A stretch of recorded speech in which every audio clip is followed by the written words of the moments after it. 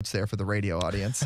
I realize as I look towards the camera that only a select few are able to see. Sure. I think the NFL is kind of going with that philosophy. You don't have to get ready if you stay ready. Yeah. You know? Yeah, and I get where you're coming from there. And listen, I think if you would ask me this question back when I played, I would have been like, yes, you have to hit, you have to go all out because that's how you get ready for a game. It's one thing to bench press and to squat and to do sprints and all that stuff. Like, that's prepping your body, but it's not football prep. But then I see guys like Khalil Mack. And I'm reminded of Khalil Mack when he got traded from, it would have been Oakland at the time, to Chicago.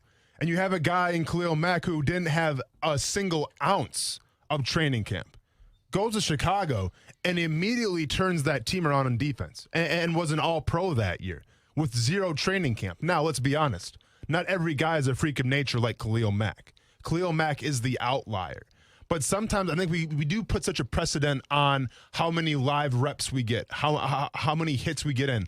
I think you have to have some. I really do, because not every player is going to be like a Khalil Mack or an Adrian Peterson. Tear your ACL, and literally 8 months later, you're back playing in meaningful games and you're dominating. Not everybody is built like that. I think the majority of those guys in that locker room, they need that hitting. It is what it is, man. Because once again, it's one thing to bench press and squat, and you need all that too. That's gonna preserve your body when you hit the wall during halfway through the season. But in order to get truly what the taste of football is like, and once again, I keep on echoing this, from such a young team, you got to hit, and you got to hit live. I will ask you this to kind of get the player's perspective on it. As the rules of the NFL continue to move away from physicality, does it make that hitting less important? Simply because of the fact that the hits that you're getting in these games are far more regulated, far safer, far less likely to injure you, to the point that maybe you don't need to go through quite as much of the conditioning for it in the build-up to those games. So to me, what it comes down to is obviously still teaching the fundamentals of hitting. And it's not so much of, protecting your players, which is obvious, but like players at this level, Stuart, they should know how to hit by now. You should know, if you want to really deliver the wood, you're going to lower your head and put your head into the guy's sternum, and you run the risk of injury. Like, every guy knows that. Some guys will abide by that rule and not use their head, and some guys, well, that's just the way they're wired. Everyone's different. But what I think it is more of just, it's the fundamentals of tackling in space. Whether you're a defensive lineman, a linebacker, even a corner or safety, everyone's got to have those fundamentals down and ingrained in them by the time the first game of the season starts. I'm always reminded of, and I know the Seattle Seahawks did, a few teams did this, and we did this in Chicago as well. We actually, my last year in Chicago, they brought in like a rugby guy. And I know Seattle did this as well. And basically, because, in rugby, there's tackling. There's a lot of similarities of football. But the biggest thing is in rugby, well, you don't lead with your head, right? Because that's not smart. You're not wearing a helmet. You're not wearing a helmet. Yep. Sometimes you have like those padded, I don't know what you even call them. They're like padded skull caps, it looks like. Yeah. But, they know the proper fundamentals of tackling and gang tackling. And that's what we implemented in our training camp, where we would watch film of rugby players. Like, hey, here's how you step, here's how you wrap up, all that stuff. There's ways to do that and not get hurt. Whether it's using like the crash mats, which I'm sure the Jaguars have, whether, it's wrapping up and driving smart. There are things to do. But once again, you got to find that fine line between practicing smart and getting injured. But it's about that thud. It's about that contact. Because if your first experience is that thud, that contact in a meaningful game, you won't be ready. All right, so we're putting out the call. Jacksonville Axemen. Let's go. Our local rugby team. Yeah. Let's get some lessons going. We can watch a little bit of the Olympic rugby action going on right now, which is a different type of rugby, by the way, than the one the Axemen play. Is it? I had no idea. There's like union and league. I don't want to mess it up because I'll get in trouble with people who do love it. Okay. But there are multiple types of rugby, and I'm fairly confident the type that the Axemen, who play, by the way, right out the window from us over here at UNF Fields, I believe they play a different type than the Olympic type. Gotcha. That you're seeing if you've been watching any of the Olympics. Well, and obviously changing gears just a little bit here. We'll come back to training camp. We got training camp talk all day today. Do we? Man, pretty much. For the rest of the month, really? I would say probably till the rest of the month until the games start, absolutely. Yes. But speaking of the Olympics, and really one of the trending stories today from the Olympics, when we talk about the GOAT, is Simone Biles. Now, once again, I understand some people want to watch in prime time. I used to be one of those people. So if you don't want to hear any spoilers, I suggest turn down the volume for like the next 5 minutes and then turn it back up again. But if you don't care about the spoilers, and I'm sure you've already heard about this because you got a pulse, number one, you have social media, number two. It's so hard for people to avoid what has happened. That's the tough thing about an Olympics that is 13-hour time difference. Yeah. So difficult. It's everywhere. But basically, Simone Biles, faltered, I would say, in the pole, in the vault. I'm sorry, in the vault competition. It was the USA team competition. Simone Biles didn't have her best showing there. After that, she walks to the side, and then it's reported that she was actually going to neglect going on any further in the team competition for the USA gymnastics team. So she opted to sit out. Somebody took her place, and in doing so, the U.S. woman got second. Now, obviously, when this was going on, this was early this morning, speculation saying, well, was she injured? Was it a foot injury or a leg injury? And that was kind of the speculation all throughout, the first couple minutes. And then it was revealed that this is more of a mental thing than it was a physical thing with Simone Biles. Well, let's hear from Simone herself, who spoke after this event over there in Tokyo. Today has been really stressful. We had a workout this morning.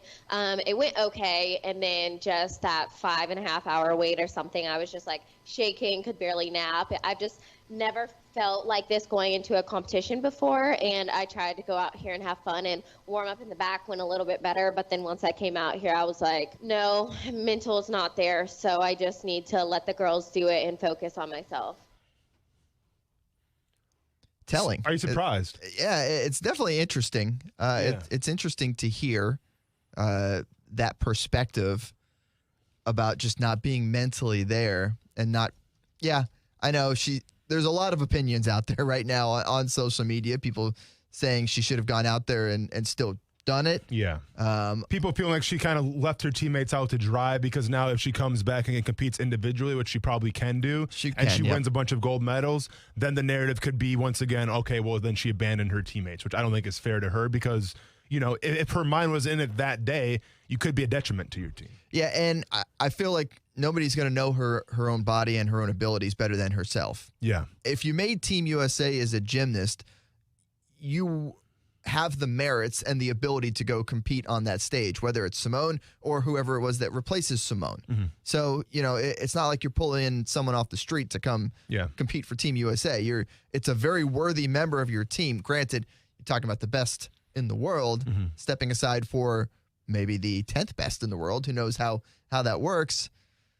Yeah, it's definitely a hot topic right now as far as taking yourself out of the game when it's not an obvious physical issue. I mean, you look at Naomi Osaka with recent tennis events that she has pulled herself out of. Well, and she was carrying the torch for, her respected country and everything. Oh, so, yeah. And I'm saying in the opening ceremonies. Correct. Yeah. Correct. And she's lost in the Olympics, too. Is this something Sorry. Another spoiler. Sorry if anyone's watching. Oh, yeah. That's what we were getting at. Yeah. Is this something we wouldn't have seen years ago? Obviously, with mental health being it always has been a big issue, but it's come to the forefront now. Do you think if this was in 2016 Olympics, we wouldn't see something like this? Because it's not big of a deal? I mean, we've seen gymnasts before struggle and have bad performances. And I'm going to be honest, man. Like, I get paid to give my opinions about sports, okay? That's my job. I'm not a gymnast. All right, like I put this up there with casual MMA fans that want to say, well, why didn't he just stand up when he got taken down? Just stand. Well, it's not that easy, sir. Okay, like it's not easy to stand up when some guy's on top of you. All that stuff. The same thing. Well, why can't you just look past it on the vault? She's a beast on the floor routine. She'll go to there, and then she'll go to the Listen, I don't know what was going through Simone Biles' head.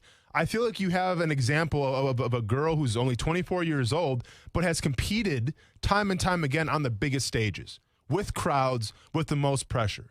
I'm not sure if she felt the sense of more pressure this year because she even said it herself in an interview, before the Olympics even started. She came, at first she was questioning coming back.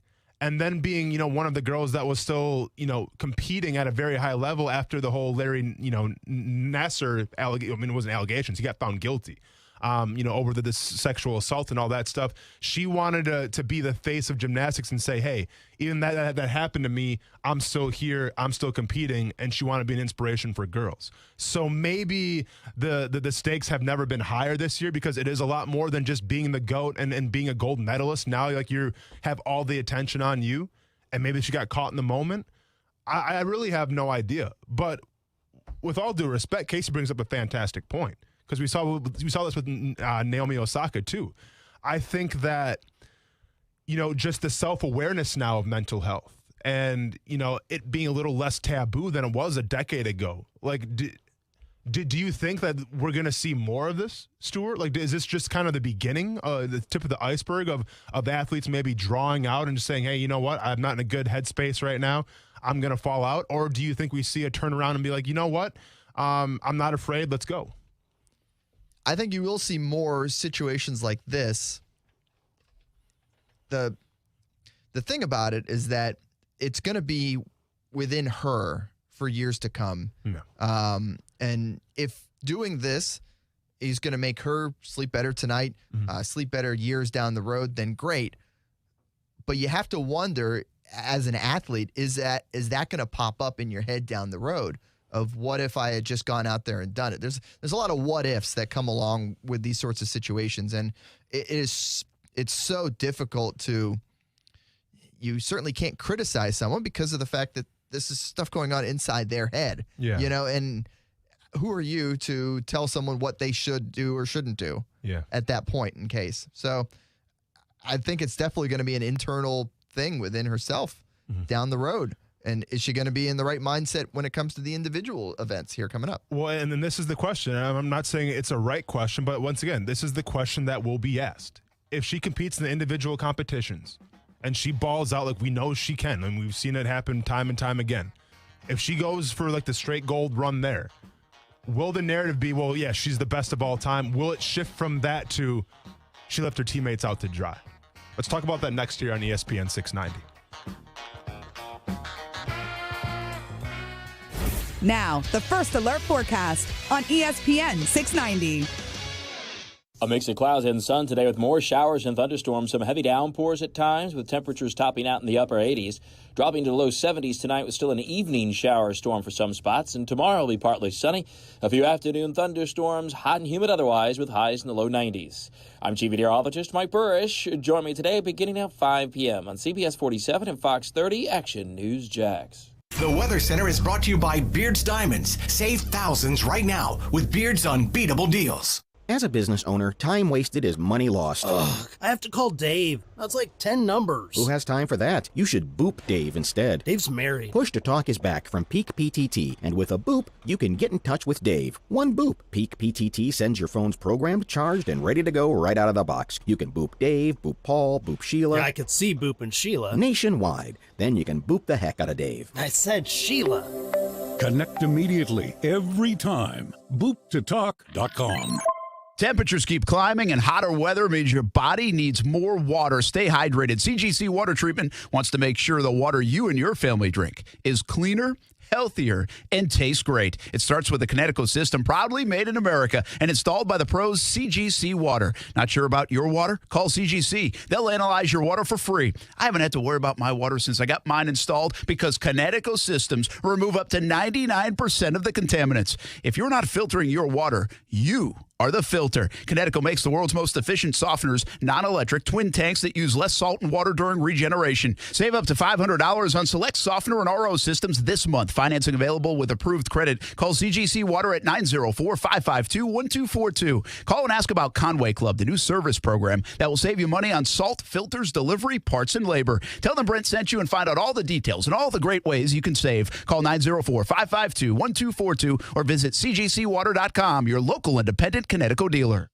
We are into that travel, baseball, and softball season now for the kids, and with that, we need a reliable car, and we need folks that are tremendous at customer service just in case we need their help. Well, the place to go is Fields Auto Group. That's what we did. My wife loves leasing her Cadillac XT6 from Fields Cadillac, part of the Fields Auto Group. It's safe. We can trust Fields Auto Group, and hey, it's luxury for less while you're on the road. Fields Cadillac Jacksonville and St. Augustine are part of the Fields Auto Group family. There's also Jaguar, Land Rover, Lexus, Mercedes-Benz, and Porsche. It's luxury for less at all Fields Auto Group locations in Jacksonville. Plus, you'll also be part of their exclusive Fields Amenities program, where you get complimentary loaners, car washes, and cafes. We've tried the loaner program, gone in for routine service, and every experience with Fields Auto Group has been first class. Whatever you're driving, see Fields and step up to luxury for less. Check out their locations around Jacksonville. Just visit fieldsauto.com. Hey, do you owe more than $25K on your car, a truck, or that toy in the driveway? Refinance your auto loan with One-to-One Financial. We'll not only lower your payments, but we'll put $200 cash in your pocket. Plus, we have the lowest loan rates in town. Make some room in your budget and put more cash in your pocket.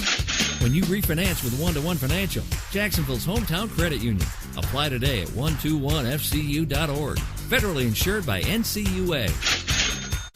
By now, you've heard all of our ads. America's largest injury law firm. But what does that really mean for our clients, for you? It means that when you hire us, you don't just get a lawyer, you get a legal army, almost 800 lawyers alone. Your case is a big deal to us. When it comes to law, size matters. We're America's largest injury law firm, Morgan & Morgan. Visit forthepeople.com for an office near you.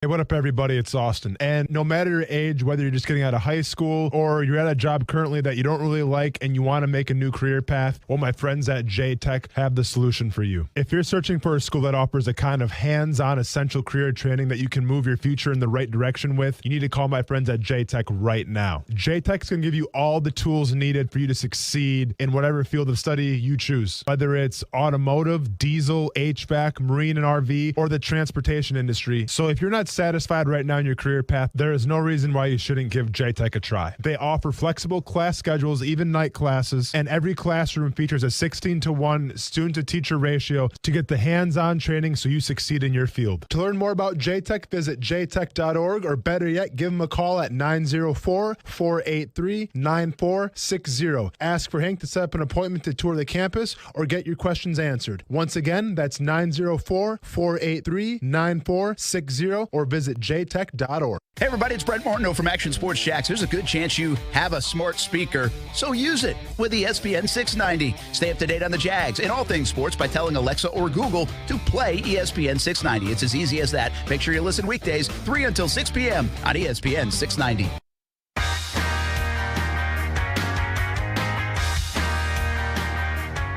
Welcome back to Action Sports Jacks on ESPN 690. Going to get back into the Simone Biles conversation in a second, but we do got a phone call. I think we got Steven on the line. Wants to talk some Jaguars, maybe some potential targets to go after it before the training camp buzzer starts here. Steven, how we doing? Hey, I'm doing pretty good. How about you? I'm groovy, man. So do we have some kind of trade scenario here on the docket that you want to get into? Well, I want to get your opinion because there's two guys that are out there that I really like, and going over the draft and free agency, you yourself said maybe another pass rusher we could probably use. You can't have too many of those. I like it. And we got the Chandler Jones situation that he really wants to trade. Mm-hmm. I understand he's 31 right now, but the guy has 97 sacks in his career.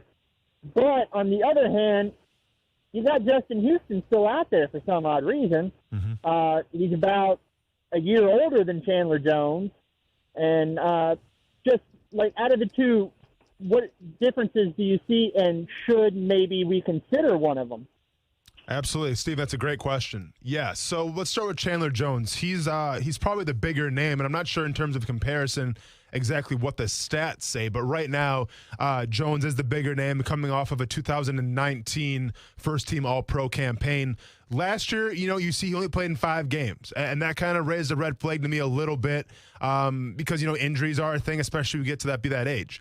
I consulted my expert here, Stuart Weber, and he told me it's torn biceps. Torn biceps. Which, I'll be honest with you, doesn't scare me that much. Because usually we talk about torn triceps, a torn pectoral, torn biceps. As long as that you rehab it properly, which usually you do, those won't be like a nagging injury. That's more of like a freak thing. I will say that the idea of a biceps tearing just does not sound good. It's not fun, right? No, that's not fun at all. It sounds awful. But I think in the grand scheme of things, compared to a torn ACL sure, or a torn knee ligament, From an athlete's perspective, it's not as bad. This is very minor. So I'll be honest with you.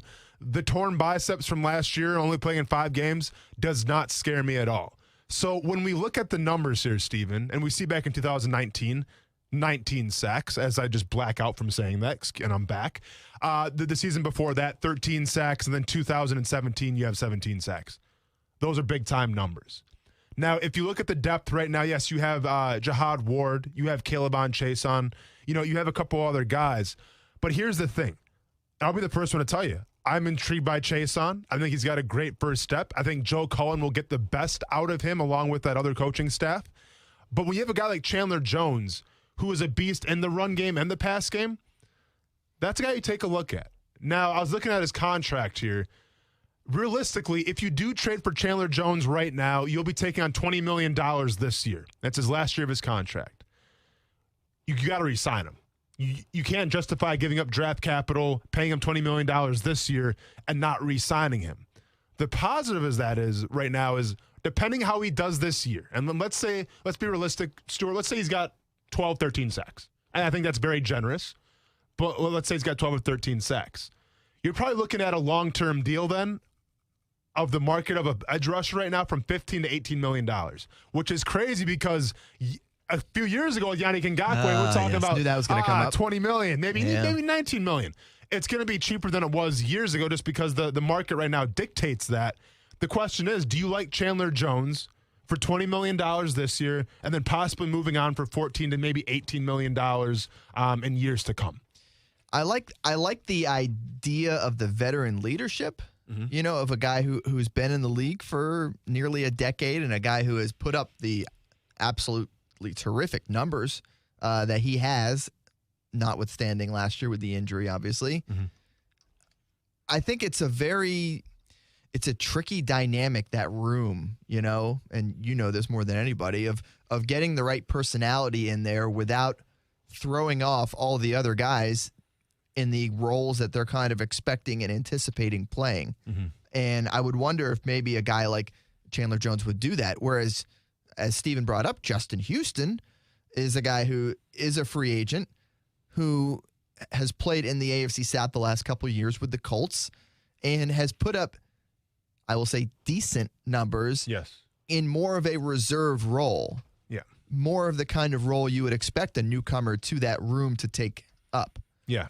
Whereas if you're talking about Chandler Jones, you're talking about the possibility of taking time away from Josh Allen or Calebon Chason or, these guys that are the young up-and-coming guys. Whereas I feel like a player like Houston, you could take more of that one-year gamble on, have them be a contributor to that room, still get that production, but not have to be tied down long-term for a player that may or may not work within your system. So that's not a bad call here, Stuart, because we got to think about this. If you trade for Chandler Jones this season, then you are pot committed to Chandler Jones, good, bad, or indifferent, for the next 3 or 4 years to try to justify that trade. Yep. And who knows what you trade for him, but I'm just saying that's the way it's going to work out. With Justin Houston, you're right. You can sign him to a 1-year prove-it deal, but let's be honest, I'm not sure where Justin Houston's at right now, mentally, physically. Sure. I don't know if he's... There's probably a reason why he's not signed with anybody at this point. I have no idea where Justin Houston is. Now, I'll be honest with you. His house, probably. Yeah, it's probably his house right now. That's probably where But I'll be honest with you, he also intrigues me. I've said this before a little bit. Now, this is a former teammate of mine in Kansas City. The thing about edge rushing and what intrigues me so much about Justin Houston, maybe more than even Chandler Jones, is that Justin Houston, if you know anything about him, this guy's a power rusher. Okay? He's a savvy power rusher who uses his craftiness and his just overall upper body strength to just bowl people wherever he wants to go. Now, yes, he's got speed too. Every edge rusher has to have speed, but that's not his forte. Like, you aren't going to see him just Von Miller bend the corner and get sacks. He's going to take a tackle and put him right in the quarterback. That's more of his style. I will say this, in terms of longevity, you get by a lot more with that power style than you do with that speed style. And we've seen with Von Miller a little bit after injury history now. But, like, once you lose that first step and you rely on your speed and it's not there anymore, well, then now your tools as an edge rusher, they drop drastically. But if you're more of that savvy power type pass rusher, like a Justin Houston is, longevity can be a huge factor. And I see a guy in Justin Houston who last year played in every single game, started every single game, 8 sacks, not opposed to that at all. That's not bad. And then the season before that, once again, played in every single game for the Colts and had 11 sacks. So he's still got some in the tank if he wants it, is the question. And you got to remember, too, what are his goals now? Does he want to come to a team that's clearly rebuilding? Or does he want to go to a contender? Does he want to go back to Kansas City? So those are things to keep in mind as well. But I will say this. If you want to go for the long haul and you think Chandler Jones is the guy, then by all means, because this is the cheapest that you're going to get him at right now. And in terms of, $20 million this year is not cheap, but I'm saying for a long-term contract, it'll be the cheapest you're going to get him. If you want that prove-it deal, if you like Josh Allen, which you should, if you like Caleb Chason, which I assume this team does, then you can bring in Justin Houston. Bring in that veteran experience for a minimal cost and let him prove it to you. And what happens? Maybe he has the season of his life. And maybe he forces you to say, hey, you know what? I'm going to need $15 or $16 million a year now because I'm still that good. Well, then so be it. That's a good problem to have. I would probably lean a little more towards Justin Houston right now than Chandler Jones, just from the price point, obviously, and what you have on your staff. By the way, those 8 sacks last year came in playing 59% of the defensive snaps for the Colts. That's a great stat right there. Nicely done. Yeah. And let's not forget as Shout well. out to the writers who put these things together. Yeah, for sure. And let's not forget as well, in terms of the run game, Joe Cullen likes guys who can do both. I was going to say, Justin Houston can definitely do both. Can Houston play a little more hand in the dirt on that front line? Yeah. Without a doubt. I mean, just look at the guy. Yeah, more so than Chandler Jones? Yeah, I mean, more so than Chandler Jones. Yeah. If one guy was going to tear his biceps, knock on wood, it'd be Justin Houston because the guy's arms are ridiculous. Okay. I'm just saying, check him out one time. It's ridiculous. It's like Leon Jacobs on juice, let's just say. Just he's a one-trip groceries kind of guy, right? Yeah, for sure. I know you're getting that there. Yeah. The YouTube is wondering, and I'm wondering. Yeah. Is Chason the key to all of this? If he's bad, I mean, do they have to go do something if he's bad? If he's good, are they? I think really part of it too is how healthy Josh Allen is. I mean, you're talking about a guy who missed significant time last year with an injury. That's a good point. And you obviously want to assume that he is going to go back to his levels as a Pro Bowler, but you know what happens when you assume? Yeah, I do know what happens. You can't repeat it on the radio. It's not a good thing. But I do know what happens.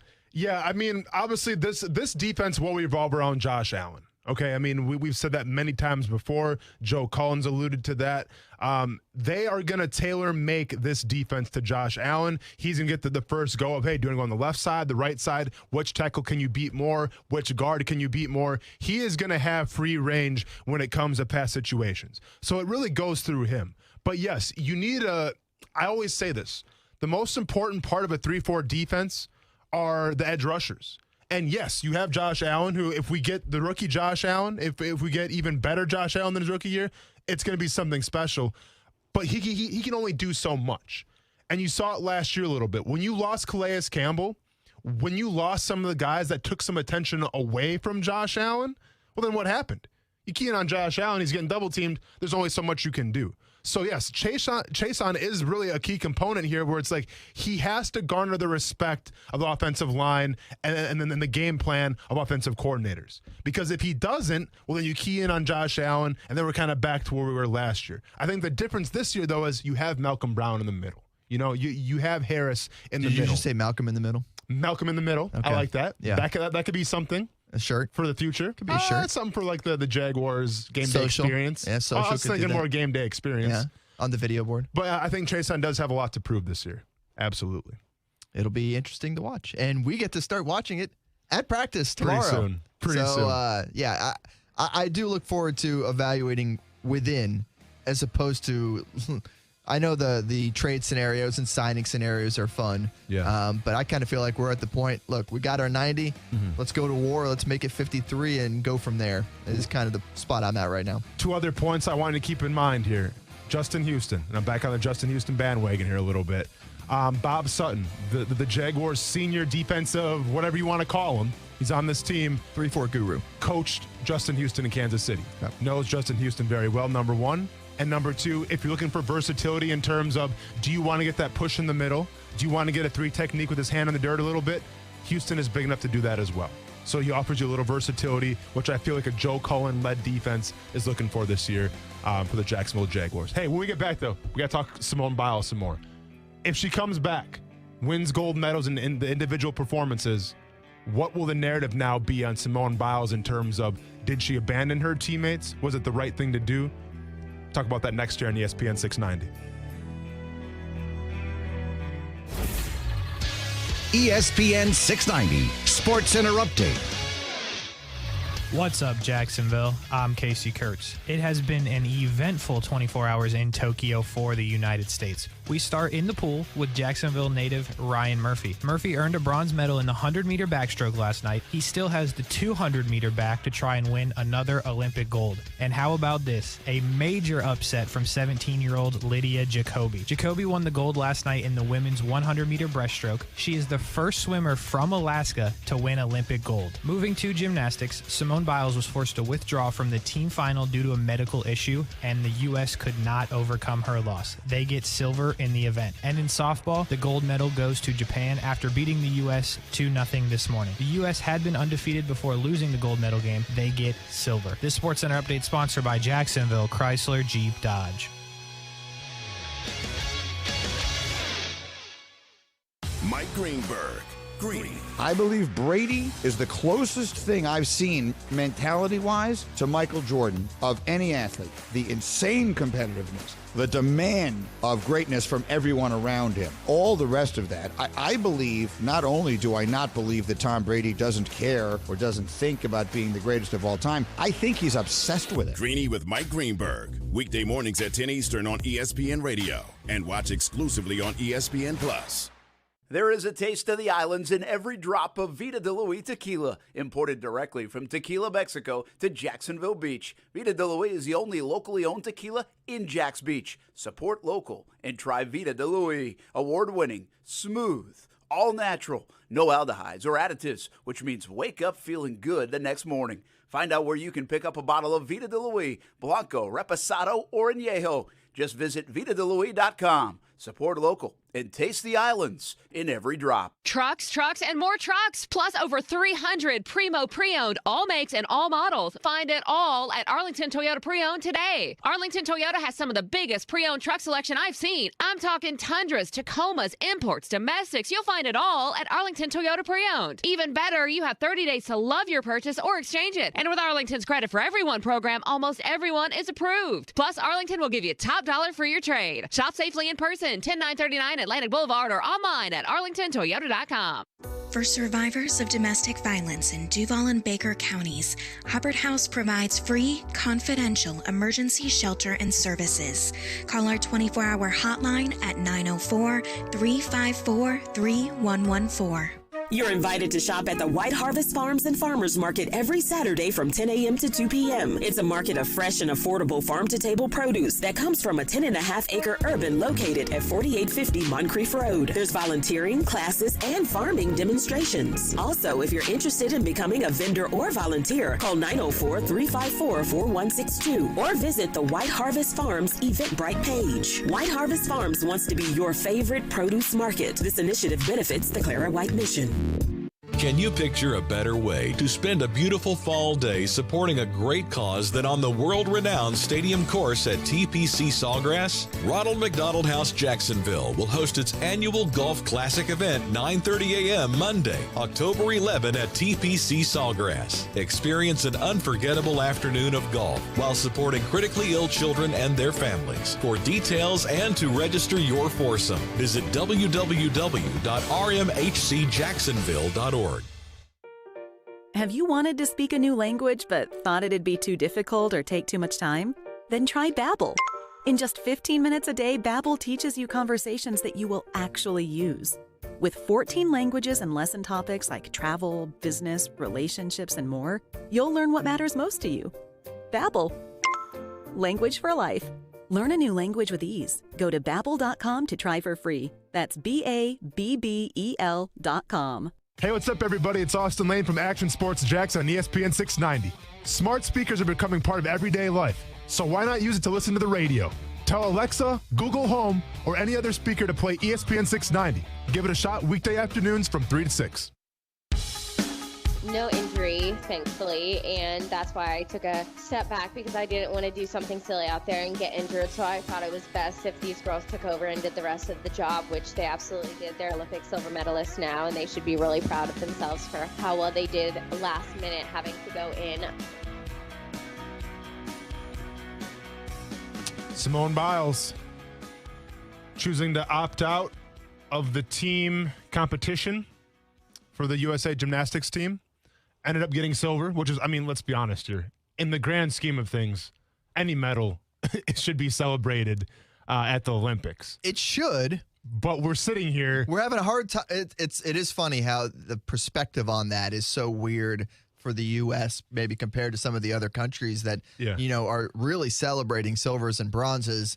And oftentimes when you're expected to win gold, if you come home with the silver, well, then it's a bit of a disappointment, isn't it? Yeah. Oh, congratulations. You guys, or you girls, are the second best athletes in the entire world, in the entire universe. Congratulations. I think it's something to celebrate still. But I mean, I believe in an athlete from one of my favorite sports. You may know him, Ricky Bobby. Oh, yes. If you ain't first, you're last. Yeah. I mean, what? Oh, wait, no, you can be second. You can be third. You can be all sorts of other positions. I lived my whole life behind that phrase. Yeah. So, no, I mean, some can call it a disappointment. I'm not going to put that label to it, I guess to say. But what we will be talking about, and listen, and it's not to say, like, she set herself up for this. But, like, her performances at the World Championships, doing moves that we've never seen before on the vault, and judges not knowing how to score those results on the vault, like, she, and then wearing the goat, on her leotard, like, we've put Simone Biles on such a pedestal, and we do this every single year with athletes. Michael Phelps, he had that. Usain Bolt, he had that. Now it's Simone Biles' turn. Now, both of those two guys lived up to it, though. True. Came back year after year and kept winning more and more golds. This is true. Now, I think Phelps did win a silver, though.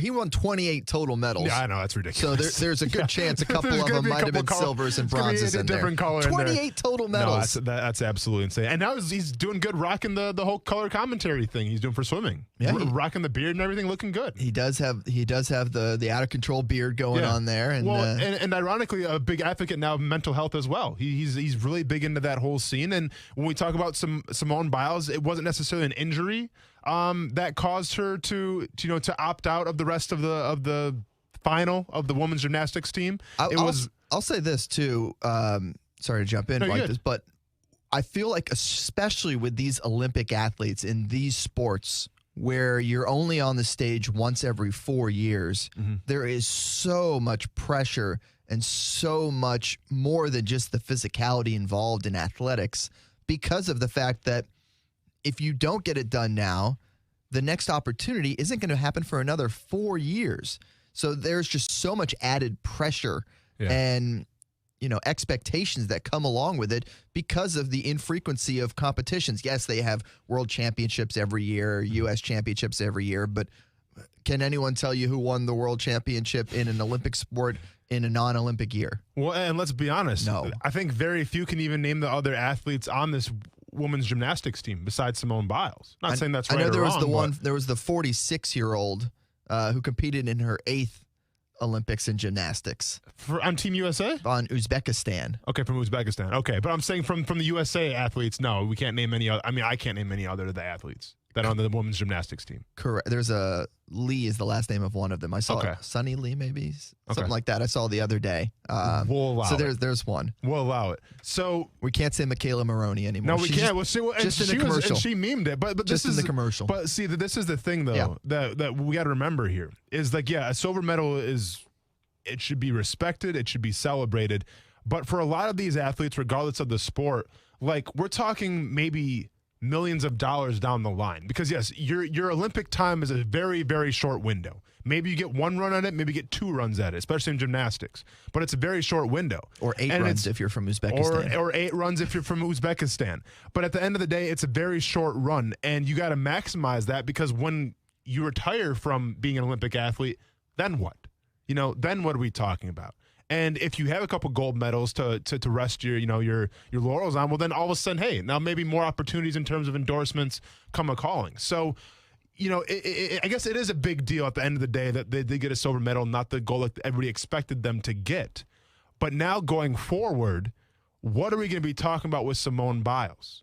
Because if she does come back and compete, we could expect her to probably compete at a very high level, maybe a gold medal-like level.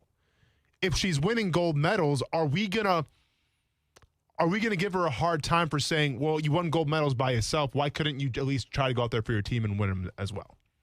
Yeah, it is a slippery slope, as we've talked about a little bit. But if she feels like her mental game plan isn't there and she might get hurt by going out there and putting herself out there, then yeah, I think it makes sense to have to sit yourself out, have someone else who's ready to go get in there. I think that just becomes the bigger question of, how do you get yourself into that right mental mind frame then? And how much of that is coaching versus individual to be able to get yourself ready for competition? And that's a big question, I'm sure, going throughout their camp right now of, well, how do we fix this to make sure this doesn't happen the next time we need you out there to go compete for Team USA? Well, and correct me if I'm wrong, too, but so with Simone Biles' case, if she was to compete in the individual events, would one of her teammates from Team USA then have to sit out of the individual events? I'm pretty sure the individual events were qualified for based on their scores during preliminary qualifying. So this wouldn't be an issue then. Because then you run into the risk of, well, you're not bumping somebody by jumping back in. Okay. Well, that's good then. Yeah. Okay. So what do you think she does? I think she's going to go win some golds in individuals. So? Yeah. I think she'll reset mentally. And you talk about what are these athletes able to do after that small window closes. Hopefully for Simone Biles, she turns this into a talking point and an ability to help youth in sports and other ventures as well. A lot of former Olympians turn into public speakers and motivational speakers and things like that. So maybe she's able to use this experience, what she learned from it, what we all learned from it, and be able to turn that into a positive for other folks. Not saying that earning a silver isn't a positive, but by going through this personally, I certainly think it'll have an effect on her and her ability to reach people moving forward. Yeah, I mean, especially after everything she's been through. And once again, I think with the Simone Biles, this is a lot bigger than gymnastics. Yeah. It's the stuff that she encountered in her past, and it's the stuff that she's kind of advocating against right now.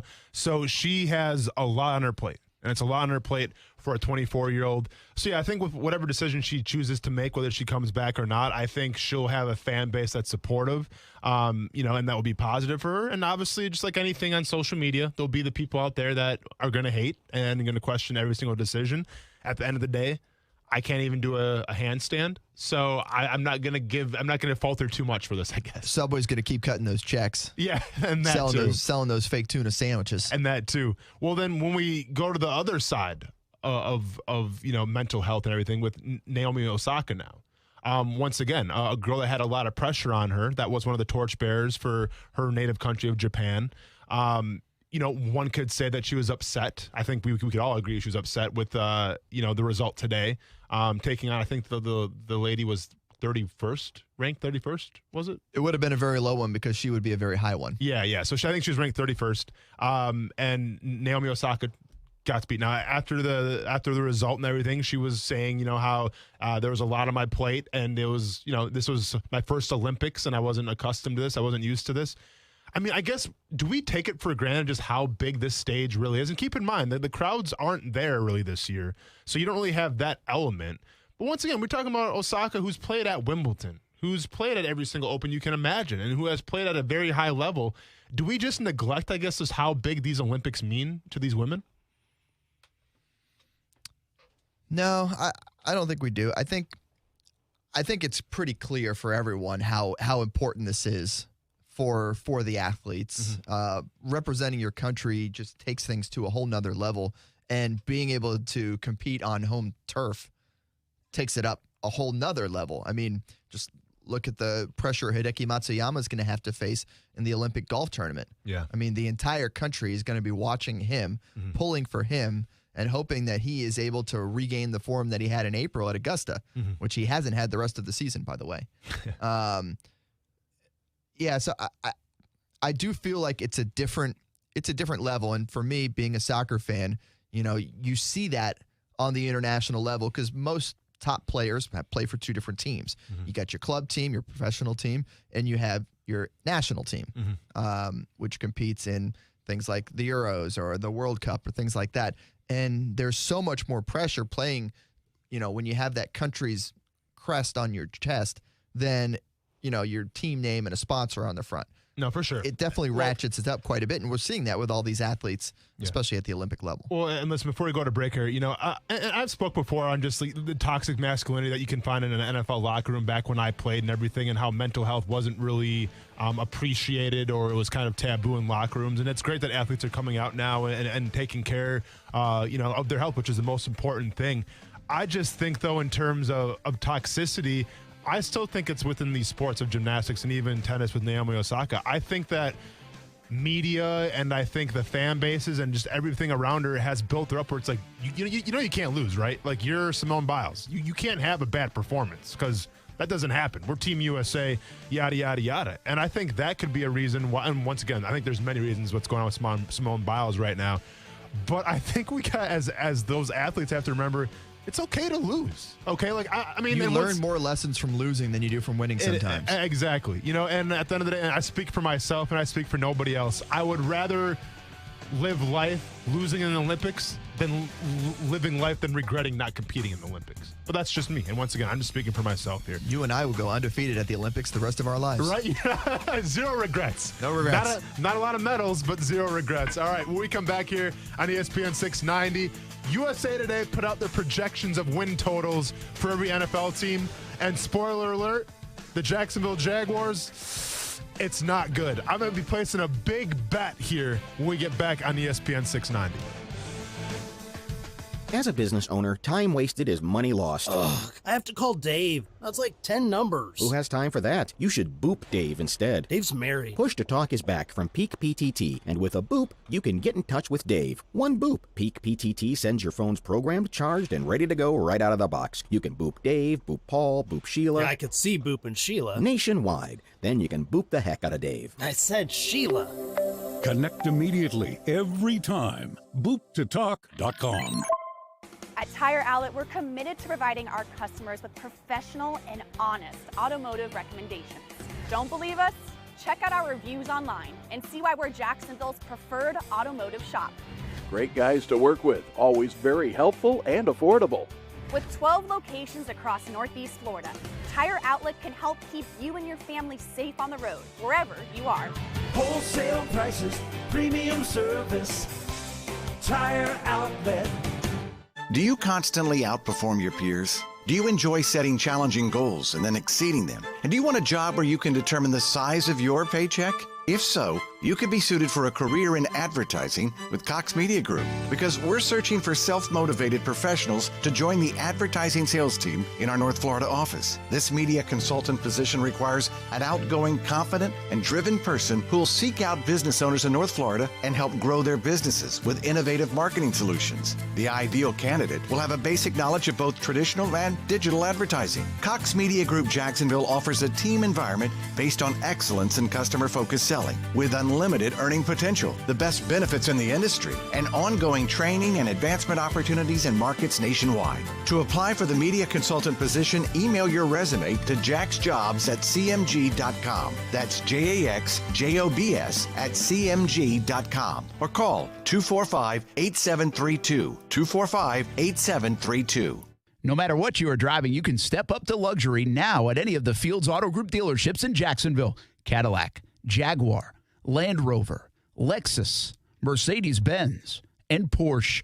Yes, it's luxury for less at all Fields Auto Group locations in Jacksonville. Plus, you'll also be part of their exclusive Fields Amenities program, where you will get complimentary loaners, car washes, and cafes. So whatever you're driving, see Fields first and step up to luxury for less during this amazing opportunity. Visit fieldsauto.com. It is the home of the Action Sports Jax Dream 18, and make it your home course as well. The Golf Club at Southampton in North St. Johns County, located off County Road 210. It's family owned and operated. Southampton is a fun course to play, and the Golf Club at Southampton offers club membership programs starting at just $75 $79. With its elite practice facilities and player-friendly golf course design, it'll be your gateway to a great time with the family or with your buddies. For information on the membership programs, call the Golf Club at Southampton, 904-287-PLAY. Again, it's 904-287-PLAY. Hello, Jacksonville. This is Greg McGarity. The future of college football is now, and our primary goal is to position the Tax Slayer Gator Bowl and Jacksonville to be prepared for a potential college football expansion. And we need you, our local business leaders, to join our team and showcase that Jacksonville supports college football. Gator Bowl Sports has opportunities for all companies, whether you have 5 employees or 5,000. I would love to meet you and talk about our future. If you'd like to learn more,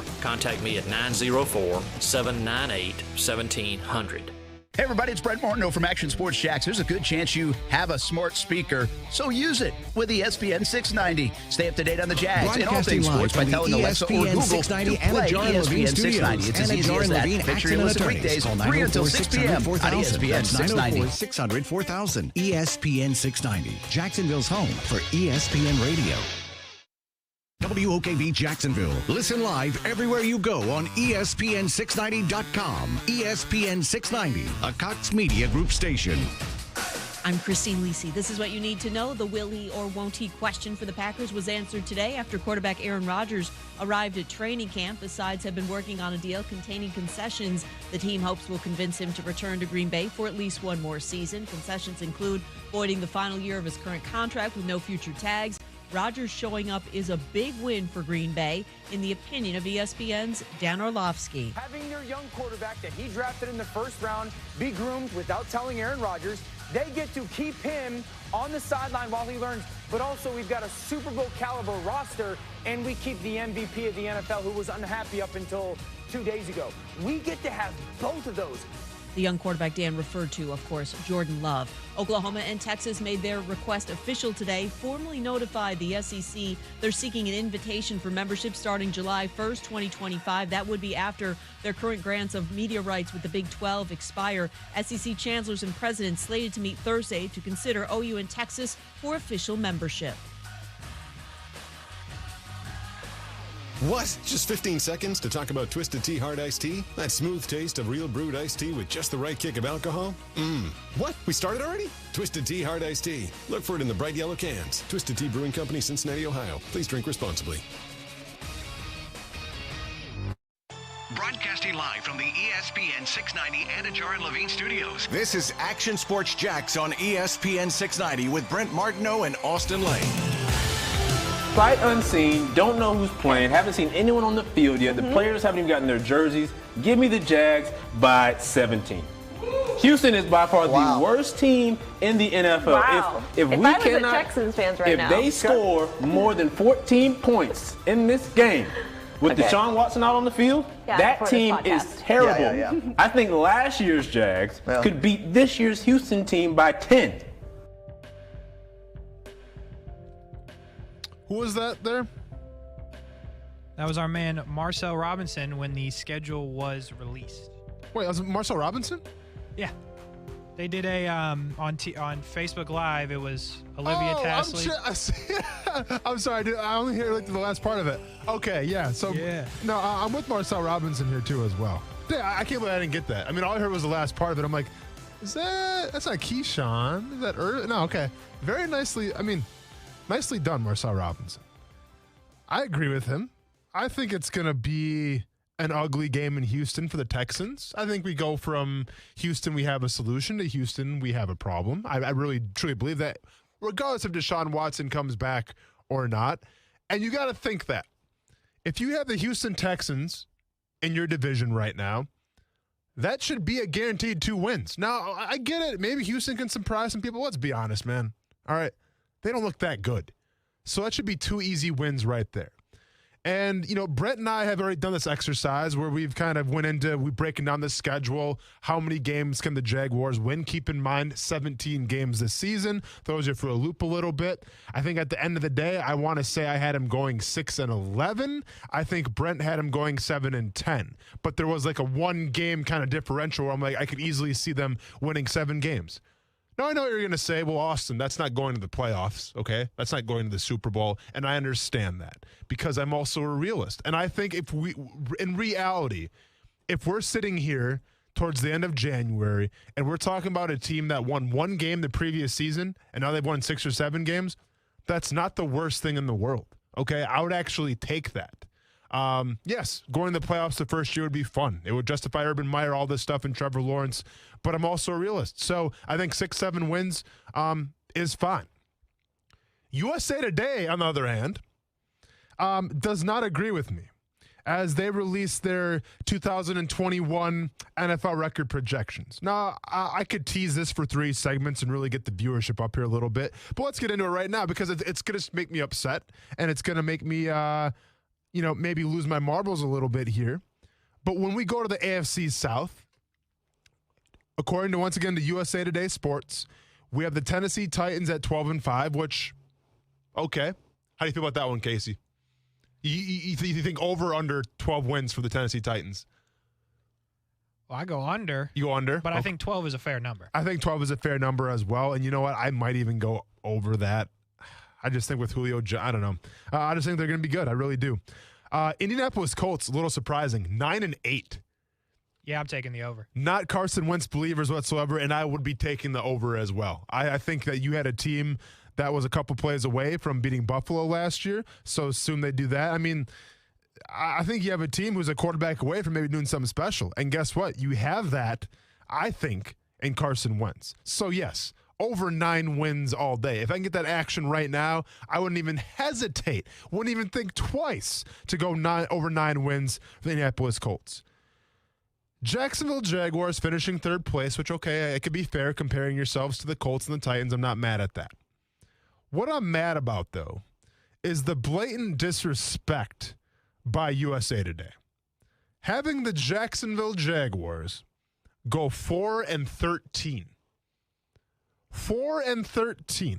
When you play the Texans twice, right? When you play Joe Burrow and the Bengals, they got them going 4-13. Casey, your immediate reaction? That's weak, man. And the other thing that's annoying here is you got the Texans going 1-16 in this poll, and you would assume that 1 is against the Jaguars. Has to be. So absolutely has to be. It's not right, man. It's not right. So not only are we disrespecting the Jaguars by saying, okay, they're going to go 4-13, but now you think we're going to lose the Houston Texans because the Texans have 1 win. Oh, and by the way, in case you're wondering, Zach Wilson and the New York Jets, by the way, Zach Wilson still yet to sign a contract. Still missing in training camp right now. Going to hold out maybe a little bit. I don't know what is there to hold out on, but okay, man. I mean, you're the second quarterback taken. I feel like Trevor set the market, and now Zach Wilson fall in line. What are we waiting on, Zach Wilson? What are we doing right now? And keep in mind as well, he has Joey Bosa's agent, and Joey Bosa famously sat out, if my memory serves me right, an entire training camp while they worked out some of the verbiage of his contract. So how funny is it going to be if Zach Wilson, the second quarterback taken, number 2 overall, last time I checked, is sitting out over some, once again, quote-unquote, verbiage after Trevor Lawrence, the first pick of the draft, already got taken. Yikes. I mean, is the plan to make Zach Wilson more money than Trevor? I'll be honest with you. If Zach Wilson and his agent somehow swing it where he makes more than Trevor Lawrence in guaranteed money and signing bonus, all that stuff, well, then congratulations. You've officially found a glitch in the matrix. And Zach Wilson, you are the man. But until that time, going to need you to fall in line, take a little less than Trevor Lawrence is getting because you weren't the first overall pick, and you got to fall in line, man. That's how it works these days. There shouldn't be this much debate about contracts. Like the way it's set up now is that these things don't happen. So I find it funny that Zach Wilson may not be at a training camp on time for the New York Jets, but that's okay because the Jets wanted him over Trevor Lawrence anyways, so we're all good. But regardless of that, USA Today has the New York Jets winning 5 games, going 5-12, 1 more than the Jacksonville Jaguars. As we break this down, though, division by division, I'll be honest. I see a lot that isn't bad here. If you want to go to the AFC West, Chiefs, 12 games, I'm taking the over. Casey, Chiefs, over all day? Yeah. The Chargers, 11 wins. Yeah, I don't know about that. I believe in Herbert. I liked Herbert a lot when he was coming out, but 11 wins, obviously, they showed last year that Herbert can't win them games without a defense. That's a so good do point. They have that this year? I don't know. Yeah, 11 games is pretty impressive. The Denver Broncos, over 8 wins. Under all day. And the Raiders, over 8 wins. To me, the Raiders are always the boomer bust type of pick. I go over. Because, I can see the Raiders going one of two ways. And this is very Gruden-esque. I can see the Raiders winning 10 games. I can see the Raiders winning 6 games. Exactly. That's action that I don't want to be a part of. I think when we talk about one of the most competitive divisions, talk about the AFC North here, Cleveland Browns, 13 wins, over, under. Under. Interesting. Okay. Baltimore Ravens, over, under 11 wins. Over. That's the 13-win team in that division. I'm taking the over as well. This one was surprising to me. This one might be the biggest shocker. Well, aside from the Jaguars, the biggest shocker out of all these teams. The Pittsburgh Steelers, according to USA Today, are going to win 7 games this year. Pittsburgh Steelers, Casey, over, under. I go over 7, but under 10. I mean, I see 9 in that window. I just think with Big Ben coming back for his last dance, I have a hard time believing that, especially with that defense as well. And now they got a running game in Najee Harris. You mean to tell me they can't win 7 games? I get it's a hard division, but they're non-conference opponents. Yeah, I like that a lot. And then the Cincinnati Bengals going 6-11. Let's get through these other conferences here, or these other divisions. AFC East, Buffalo Bills, 12 wins, over, under. I'm going to say over, man. Yep. They're good. This one's a little generous. Miami Dolphins, over or under 11 wins. Under, not with Tua. Not with Tua, not a Tua believer. Over, under Patriots, 9 wins. Give me the over. Okay, and then the New York Jets have the 5. Give me under. Hard under. Hard under. Zach Wilson sits out the entire season. Give me James Morgan at quarterback, hard under. Well, let's go to the most competitive division here, and this one's all over the place. The NFC West. According to USA Today, the 49ers, over or under 11 wins this season. Can you explain to me where that number comes? Do you have any idea where that number comes from? So basically, the way, by my understanding, is they take into account, the rosters, and they get points that way, and they calculate it, they do the analytics, and they come up with a number. Yeah, hard under. Hard under for the no matter 49ers. Who's a quarterback. Well, and one would assume probably Jimmy Garoppolo, I think, to start things off with. Right. I don't see that at all. Yeah, I mean, I think that the Rams should probably be the front runner to finish. And by the way, and keep in mind, this didn't come out like 4 or 5 months ago. This came out literally a couple days ago. So this is fresh off the docket. I think maybe Cam Akers could have hurt the Rams here. Maybe. Los Angeles Rams going 10-7. Over under 10 games for Los Angeles Rams. Hard over. Hard over. Matthew Stafford. They're going to be good with Matt Stafford, I think. Absolutely. I'm going hard over all day as well. Seattle Seahawks, 9-8. Over under 9 wins. That one's tricky because they weren't that great last year, and 9 went. Give me the under. Give me the under. All right. And then the Arizona Cardinals, I can already tell you I'm going over because I have a bet with Brent here. They have the Cardinals going 7-10. I'm taking the over all day. I think it's going to be at least 8 for the Arizona Cardinals. Welcome back, Stuart Weber. Looking good, by the way, man. Rocking a nice tie. I like it. It goes together, too. We have a lot of patterns here. Looks good. Do what I can for the TV viewers. So you came just in time to play the over-under game a little bit. USA Today put out their annual team projections of how many wins, how many losses. We got 2 divisions left, by the way. In case you didn't know, Jacksonville Jaguars 4 wins this season. I'm going with the over. I think you go with the over as well. We have the NFC South left. But would you be happy with the 4? No, I think that would be an embarrassment. You think so? I think if we're talking 6-7 wins, that means that it's working. Okay. I think there are scenarios where 4 wins would be acceptable. Give me a scenario. The scenario is Trevor Lawrence markedly improves from game 1 to game 17. Okay. I feel like if he can show those signs of improvement, in the grand scheme of things, what does the record matter quite so much this year? If you're competing in more games and if the future of your franchise is improving, there are scenarios where 4 wins is acceptable. Okay. That was one. Trevor Lawrence is improving. Yes. Do you have anything else for us? If the other guys improve too. Okay. Really, it banks on Trevor Lawrence. Okay, so there's a scenario. Say, as long as they're having fun. Just go ahead and say that too, because that's what we're getting to the point. I mean, I'd like them to have some fun. I like to have some fun too. Yeah. You have more fun when you win, though. Yeah. Maybe if you had some All-Pro players, maybe that could be a thing as well, a caveat. Let's start with Pro Bowl, and then we'll get to All-Pro next year. I'm trying to shoot for the stars here, Stuart. I'm shooting for the stars. You shoot for the stars, you'll land on the moon. There you go. All right, so we got two more divisions here. Let's go to the NFC South. With the best record overall in the NFL, The Tampa Bay Buccaneers coming in at 14-3. Stuart Weber and Casey, feel free to keep on playing, man. You're doing a great job. Over or under 14 wins? Do you think I'm doing a good job? You didn't like my one thing I came in with. I mean, I'm trying to build you up here, man. I'm going to say under. I'm going to say under 14. I think under's adequate. What do you think, Hard Casey? under. I'm going hard under too. Are you guys doubting Tom Brady, though? Or is this more of just the Super Bowl hangover? I'm doubting any team to go 14-3. I mean, it's tough. It's tough to bet on a team to go 14-3. It's a good call. Yeah. It's a good call. All right, Carolina Panthers going 8-9. Over or under 8 wins? Ooh. I'll say... I'm taking the under here, by the way. Can I say push? Can I say 8-9 is what I expect? We did this whole thing without any pushes. And then I come in. Man, you show up with your dress shirt and tie after I said the game's called over under. I didn't say it's called over under or push. I just feel like 8-9 is a pretty good number. Well, that's what the point of this thing is. It's the projections. But I'm going to need an over under, Stuart. I'll say 9 and 8 then. I'll go over. I'll go a little tiny bit of optimism. Carolina Panthers. Yeah, why not? Okay. Casey? Hard over. I like Sam Darnold. Hard over. Sam Darnold. Okay. All right. New Orleans Saints, 8-9. That's an under for me. Oh, you're not going to be a Jameis believer. I don't think they're going to be eating a whole lot of W's there. Even with Alvin Kamara and Michael Thomas. He's not the receivers I'm worried about. I'm worried about the receivers on the other team that Jameis is going to throw it to. AKA the defensive players. Those great secondary guys for the Tampa Bay Buccaneers and Panthers alike. Just saying. Casey, over or under? 8 wins for the Saints. Under for the Saints. Panthers need to beat somebody to get over 9, so we'll go under. And then last but not least, we have the Atlanta Falcons. Hopefully Marcel Robinson's listening to this one. They have the Falcons going 5-12 this year. I'll say over. I'm going over as well. I go over. Okay, Not cool. much over, but I'll go over. Yeah. Last division. I'm not sure why I saved the worst for last, but here we are.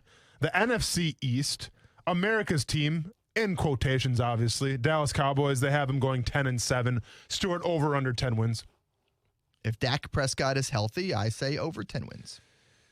Casey, over under 10 wins. Under. Keep in mind, Hard Knocks, Stuart. You never bet a team on Hard Knocks. Do you not ever bet a team on Hard Knocks? Is there a curse? Yeah, there is a little bit of a curse on Hard Knocks. Those things, but sure. Well, it's real. Madden would beg to differ. Washington going 8-9. What was your pick on that one? I didn't hear a. Look, I don't care. It's the Dallas Cowboys. No, I'll go ahead. You can't do that. That's a cop out. I'm going to go ahead and go over. I think realistically. You can't bet on a team that's on Hard Knocks, Austin. I know. I'm going over though. All Just right. to beat. Yeah. Washington 8-9. Over under 8 wins, guys. I'm gonna say under. Casey. I'm going to say over. They win the division. Without even a mascot. See, That's the key, no think mascot. No mascot. I can very well see a 7-10 performance out of Washington. So give me the under. And the only reason why I'm going to say that is I think Philadelphia is going to surprise some people. So keep that in mind. New York Giants, the Daniel Jones-led New York Giants, 8-9. Over under 8 wins, guys. Pretty sure I can't sit in this seat and say under, so I'm going to say over. Because it gets to you, doesn't it? This seat, there's like some DJ vibes in this seat that like I just feel like Daniel Jones is going to have it. And I don't, but I do think that'll be over. There's been DJ vibes in that seat since we went to the Senior Bowl, and they haven't left, and I think it's time for them to go. Casey, what do you got? Hard under. They draft a quarterback high next year. I like that a lot. I'm taking the under as well. And last but not least, the lonely, hapless Philadelphia Eagles. I will say 3-14. Over 3 wins. 3-14. Hard over, no matter if it's Deshaun or Jalen Hurts. I'm just realizing we can do the NFC North, so let us get the NFC North real quick. You missed one? I missed one. Oh, boy. Packers over under 12 real quick, guys. I'm going over. Over. It's the last dance. Yeah. Let's go. It's another one of those. I feel like 12-5 is really an accurate number, but we'll say over for the purposes of this. Vikings over or under 10 wins. Got them going 10-7 this year. I'll say under. Under. I'm going under too. I'll be honest with you. This is the one team that always bites me. It's the one team that I always put on a pedestal and say, this is the year, okay? This is the year they figure it out. They got a good defense. And they got great wide receivers. And every single year I say that, they win like 5 games. So I'm going under Minnesota Vikings. Sorry, John Bachman, but you got to prove me wrong. Chicago Bears. I almost said the Milwaukee Bears. Chicago Bears, 7-10. I'll say over. I'm going over as well. Justin Fields makes everybody look foolish. Over. I like it. And last but not least. Remember when we thought he was coming here for a long time? Yeah. That was a long period of time we thought he was the future Jags quarterback. People sitting in your seat were confessing their love for Justin Fields for a while. Yeah. On and off the air. He was telling me about it in the hallways. No, he was. On TV, yep. And what did I say? It was a little red flag in the Indiana game now. Little red flag in the Indiana game. But it is what it is. Last but not least, Detroit Lions. 3-14. Over or under 3 wins for the Detroit Lions. I can't conceive a team that has Dan Campbell as a coach losing 3 games, but let's hear what you got. He is pretty crazy. I'm going to say over. I think I just like this from the statistics standpoint. I feel like 3 is a really low number. Casey. I'm going under, man. Wow. This is like that card game when you play Card Sharks and they like reveal a 4 and you say under with only 2 possibilities. Yeah. That's tough. That's statistically tough. I don't think Dan Campbell can exist if he only won 2 games this season. You think he would like combustication? Like it's not possible. Okay. It's one of the great mysteries of the universe. I don't think it's going to happen. I think they went over. Detroit Lions, cut the check for me, please. Thank you. Fantastic. And that was your annual NFL record projections done by the USA Today Sports. And once again, I think the Jaguars might be the worst one on here. 4 wins. The disrespect. It happens. I mean, they won 1 last year, though, so. Yeah, but let's be honest, though. Things have changed. They have. Things have definitely changed. From our perspective. I know. Not from the national media. We'll let the national folks continue to sleep. Yeah. Just keep sleeping on the bold new city of the South. We were talking about this before you got in here, but Zach Wilson, a little surprised he hasn't signed his contract yet. Yeah, very surprised. Keep in mind, he has Joey Bosa's agent. Do you think he gets it done soon, or is this going to be a holdout for Zach Wilson in his camp? That's your starting quarterback. You got to get him in there now. Yeah. He's got to get in there now. Well, I mean, to me, the issue, like, there shouldn't be this much discrepancies. And once again, I have no idea what the holdup is, but, like, the guy in front of you has already set the standard. Like, the Trevor Lawrence contract, that's the best contract that there is in the NFL. Okay, so be it. You kind of got to fall in line and say, okay, I'm going to make a little bit less than Trevor Lawrence, but it's still going to be good. And then you go on and go into training camp. Like, to me, there's not a lot of debate. I feel like with the Bosa pick, Bosa was number 1, wasn't he? So, like, you had room to negotiate and say, well, this is the top guy in the draft. Or was he the top pick? I could have swore he was. I feel like he was 3. Was he 3? Yeah, I don't think he was 1. Maybe I'm wrong then. Maybe Zach Wilson just doesn't love football. Nicely said. Nicely put. New York. You're not. Okay, yeah, Casey, you're right. Joey Bosa was number 3. I stand corrected. I was way off. But he was the first edge rusher or not? Or was it Chase? Now I'm all over the place, guys. Joey Bosa was the first defensive end taken. It was Jared Goff, Carson Wentz, and then Joey Bosa. Yes. So with that being said, okay, he was number 3 overall, but keep in mind, he was the first defensive end. So in terms of verbiage, in terms of, all right, maybe escalators for saying, well, if I have this many sacks, give me a bonus, yada, yada, yada. Okay, that could take a little bit of time. I feel like with Zach Wilson, there is no time because the quarterback ahead of you already got paid. So there's really nothing. I mean, you can compare it, but you won't get as much as Trevor Lawrence. So what are we waiting on? It's a great question. But you know what? It's not our problem. Not my team. Not my problem. We come back here on ESPN 690. More NFL talk. Aaron Rodgers showing up to training camp. Did you see the T-shirt that he was rocking? I did. Mwah. Chef's kiss. Some college football news out there as well we need to address. Let's address it too. I like it, man. I don't know what it is. I can't wait to hear. We're talking about games a decade from now. Oh, see, that's not news then. Okay, but more of that when we get back here on ESPN 690. It's not news at all, actually. But all right, more of that back in ESPN 690. Now, the First Alert Forecast on ESPN 690. A mix of clouds and sun today with more showers and thunderstorms, some heavy downpours at times with temperatures topping out in the upper 80s, dropping to the low 70s tonight with still an evening shower storm for some spots, and tomorrow will be partly sunny. A few afternoon thunderstorms, hot and humid otherwise with highs in the low 90s. I'm Chief Meteorologist Mike Burrish. Join me today beginning at 5 p.m. on CBS 47 and Fox 30 Action News Jags. The Weather Center is brought to you by Beard's Diamonds. Save thousands right now with Beard's unbeatable deals. Pop quiz. What's the best way to protect your family's future? It's life insurance from Fabric. Fabric has modernized getting term life insurance. It's simple, quick, all online, and surprisingly affordable. Like $1 million in coverage for less than $1 a day affordable. And you could be approved on the spot. Try Fabric risk-free with a 30-day money-back guarantee. Protect your family's future today at meetfabric.com/sports. That's meetfabric.com/sports. Fabric Insurance Agency policies issued by Vantis Life. Not available in New York and Montana. Prices subject to underwriting and health questions. The Dave single from Wendy's made with fresh, never frozen beef has the power to blow your mind. But now that the Dave single is buy one, get one for $1, as well as the spicy or classic chicken sandwich and the spicy or crispy 10-piece nuggets, Wendy's BOGO for $1 deal is gonna blow your mind and your speakers. Get these faves, BOGO $1 only at Wendy's. Limited time only. Price and participation may vary. Valid for item of equal or lesser value. Cannot be combined with combo or any other offer. Hello, you have reached the Crooks R Us training helpline. Today, we're discussing another difference between ding-dong doorbell cameras and safe touch security. For one thing, the do-it-yourself ding-dong doorbell camera automatically enrolls the user in the doorbell's sharing network plan. A sharing network? Why, that sounds lovely. Huh, until you find out that unlike Safe Touch, these ding-dong doorbell cameras automatically share the user's internet with neighbors, whether they like it or not. Don't believe us? Search sidewalk sharing. And then there's Safe Touch security with encrypted technology on the entire system, including video monitoring. Which is just one more reason why we crooks have a golden rule.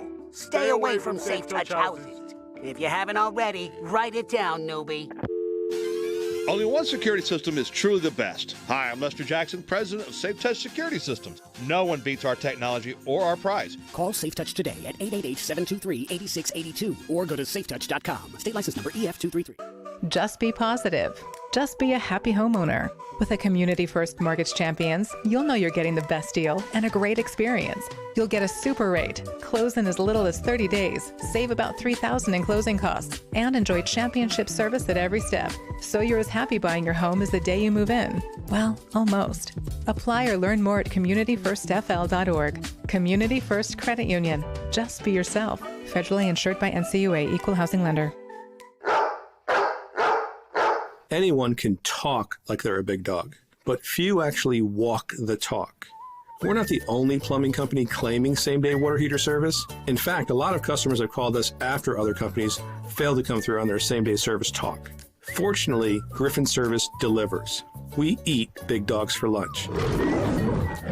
And we fix what others can't. Some of that's knowing the science, engineering, and craft of AC and plumbing better than the Bubbas.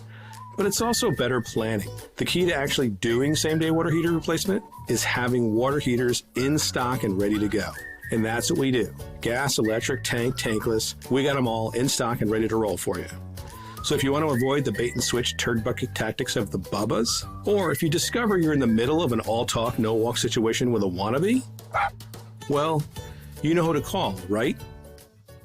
GriffinService.com. CMC 1250697. Hey, what's up, everybody? It's Austin. If it wasn't for football, I may have never made it through college. Whether it was classes going to that didn't really apply to what I wanted to do, whether it was taking unnecessary tests, the standard 4-year university, it's just not for everybody. If you're looking for a school that offers the kind of hands-on essential career training that can move you and your future in the right direction, you need to call my friends at J-Tech right now. Their only job is to give you the necessary skills and tools to make you an essential employee in whatever field you choose. Fields like automotive, diesel, HVAC, marine and RV, and transportation. And keep in mind, up to 84% of their graduates are employed in their field of choice right after graduation. J-Tech is now enrolling new students for their up-and-coming fall term that starts September 27th. To learn more about J-Tech, visit jtech.org, or better yet, give them a call at 904-483-9460. Ask for Hank to set up an appointment to tour the campus or get your questions answered. Before 483-9460 or visit jtech.org.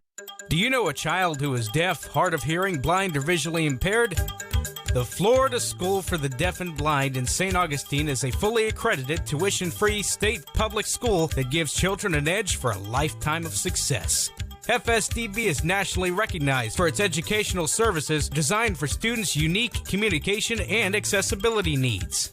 Eligible pre-K and kindergarten through 12th grade students benefit from small class sizes, advanced technology, and various recreation, extracurricular, and performing arts activities. Transportation and boarding services are free to any eligible deaf or blind student, kindergarten through high school, no matter where the student lives in Florida. My name is Trent Ferguson, and I'm a proud graduate of this wonderful school. This place changes lives. To learn more information or to apply for enrollment, call 800-344-3737 or log on to www.fsdbk12.org. Listen to ESPN 690 anytime, anywhere, on any device. Whether you're at home or on the go, get the latest on the Jags, FSU, the Jumbo Shrimp, and Action Sports Jacks on Odyssey.com. That's AUDACY.com or on ESPN690.com. It kind of feels like the Packers got everything they wanted. I mean, Brian Gutekunst essentially wanted another year of Aaron Rodgers and flexibility after that to maybe turn the page to his first-round draft pick, Jordan Love. And while maybe Rodgers now has the choice, depending on the wording of these concessions, of where he might go, and maybe has a little more power in that, it kind of feels like the Packers got what they wanted. But what they didn't get was the kind of swag you can only have walking in with a Kevin Malone office t-shirt. Yeah. Kevin Malone and a bucket of chili. Oh, my goodness. I guess a pot of chili, as you would call it. Yeah. What a moment that harkens back to. Well, you know, people are saying, though, with that t-shirt, was that a jab at the franchise of how they've handled everything? Because it's a complete mess spilling over the entire office floor. If you want to get into the whole t-shirt, that's Kevin Malone spilling a big thing of chili everywhere on the floor and dropping it. Do you think that was a jab at the organization, or was it just a really cool t-shirt that he wanted to wear? I think it was just a cool t-shirt. Okay. Yeah. See, well, I think when people are playing checkers, I think Aaron Rodgers is trying to play some chess. And I think it might have been a little jab at the organization. I think he should have worn like a Jeopardy shirt, you know, something, just to let the Packers know, hey, I've got other jobs I can do too. Now I'm going to let you know, because I have a lot of Green Bay supporters that are followers of mine, and also on Facebook, a lot of friends. Who are at the Pickle right now? They're at the Pickle listening to the show. Yep. The Karen Rodgers memes have to stop. I have seen so many Karen Rodgers memes, and it's basically Aaron Rodgers with, you know, the Karen haircut. Sure. And it's driving me insane. So, I don't want to say that the city has turned on Aaron Rodgers now. They're not happy with him. But with all these Karen Rodgers memes, yeah, people are not impressed right now with Aaron Rodgers. How do you think that whole scene is going to play out in terms of when he's greeted week 1 or week 2 when they're at home in Lambeau? Will it be more boos or more cheers knowing it's Aaron Rodgers' last go-around here in Green Bay? Without a doubt, cheers. You think so? I'm going to say cheers without a doubt. Okay. Knowing what he can deliver to you in that last year, wanting him to be happy and supported in that last year, if that's how it ends up going, just one last year, I still think that there's possibilities of, figuring stuff out and moving forward together. I know that seems unlikely at this point, considering how they've laid everything out. But I think you fully support your guy who's been your guy for a decade and who at times has not been given the support that he needs, at least from a management perspective when it comes to the roster. Yeah, I think the fans will be completely behind Aaron Rodgers. Okay. Yeah, and I don't know. Mostly because they all have Aaron Rodgers jerseys and they don't want to have to go buy another one. Well, that's a good point, too. It's such an interesting scenario. And I kind of talked about it a little bit yesterday, where it's like we've seen the narratives of like a guy like Drew Brees. Like, we got the sense that this is probably going to be Drew Brees last year. Even the way that he went out, obviously it wasn't in the most graceful sense, but even the way that he went out, I was like, okay, this is probably Drew Brees' last run. And he obviously provided a lot to the game of football. With this, it's kind of the same thing with Aaron Rodgers, but it's like, yeah, it's his last run with the Packers, the storied franchise that drafted him, and he was tutored under Brett Favre and all this stuff. But, like, there's going to be another chapter more than likely after this season.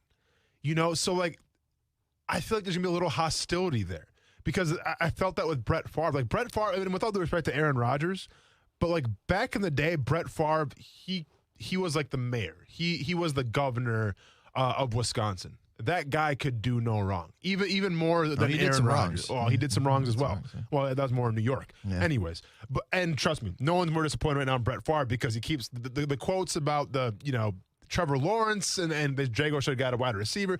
Brett Favre is slowly breaking my heart because I looked up to that guy, my first NFL jersey, and now we're here. This makes me want to go buy a copper sleeve. A copper sleeve or a pair of Wranglers. Anyways, though. Oh, Brett. When we talk about Brett Favre, that guy could do no wrong in that city. You know, whatever happened. He leaves. He goes to New York. And, you know, I think people were hurt a little bit. But it was what it was. Not as much as when he came to the Vikings. But then he goes to Minnesota. And all of a sudden, it stopped going from, hey, we're going to miss you, man, to, you know, screw you, essentially. We hate you now. We hate you now. Exactly. I wonder if that type of narrative is going to follow Aaron Rodgers as well. Because I think the last thing you want to see happen, if you're a Packers fan, is, all right, let's say you have a great season, you just fall short. Maybe Tom Brady's got something to say about it. Who knows? Maybe Matthew Stafford has something to say about it. But let's assume the Packers, they don't go to the Super Bowl, okay? And let's assume that Aaron Rodgers is done. Well, you could assume then that Devontae Adams is probably going to go someplace else because he doesn't want to be there without Aaron Rodgers. The team is going to look different. But you could probably assume that wherever Aaron Rodgers ends up, it'll probably be on a pretty talented team and a team that can probably maybe go to a Super Bowl. And I feel like the last thing you want to see if you're a Packers fan is Aaron Rodgers do that, and now it's like watching an ex have the most success of their entire life. Yeah. Yeah, you don't want to see that. You don't want to see that. No, you don't want to see that. Tell me I'm wrong. No, you're not wrong. Okay. You're not wrong. I think that the fans of the Packers are going to live in the moment. Okay. As much as you can. Yeah. Well, they should at least. If I was them, this is what I would do. I would live in the moment and enjoy every second of it that you got before your impending changeover to Jordan Love or however else the franchise wants to go once you get to that point. Well, and how much pressure now? I mean, obviously on Jordan Love, there's be immense pressure when Aaron Rodgers leaves, but also the general manager, the head coach. Because keep in mind, what happens if we're talking about, I think this will be, assuming Aaron Rodgers, once again, knock on wood, plays this entire season, Jordan Love will be going into his third season then, which is more than enough time to get acclimated to the NFL, to step in and be a productive NFL player. What happens if Jordan Love steps in and he's not the guy? What happens if he's faltering, if it just looks sloppy, and now we're saying, like, y'all wasted a first-round pick on that guy? I think people's jobs are going to be in jeopardy if that's the case. Then you have a complete reset. Yeah. You wipe the slate clean and away you go. Yeah. Right from ground zero and off you go. New franchise. Figure it out. Well, and you haven't seen a lot of resets in Green Bay in the past, No. I don't know, since I've been alive, it seems like. No, we've seen a few more in Jacksonville than we have there in Green Bay. Deshaun Watson. Yes. Wanting to report. Not going to take those fines. Wanting to play for the Texans. Still wants to trade. More than likely, though, will probably play out the season as a Houston Texan. You think that's going to be the case? Will there be a trade, and will he play the entire season? I don't think there'll be a trade. I think it's going to be difficult for the NFL to just stand pat on this one with everything that's floating out there in the legal sphere when it comes to Deshaun Watson. I mean, if you're the NFL, do you have to take some sort of action here? Because obviously the legal system's going to take forever on it. Yes. That's what the legal system does. It's the way these things go. It's the way these things go. But because of that, I don't think any NFL team would touch him right now. Well, and that was going to be my next question here, Stuart, is if you talk about Deshaun Watson, the player on the field, you talk about a top 5 quarterback, a young quarterback, a dual threat type of quarterback, a guy that can really get you a lot on the field. This is the NFL. Okay, and it is the landscape of second chances, and it's the landscape of risks. I'm not saying it's wrong, not saying it's right, but that's just the way that it is, right? So if we're talking about that, could you conceive a team to take this gamble?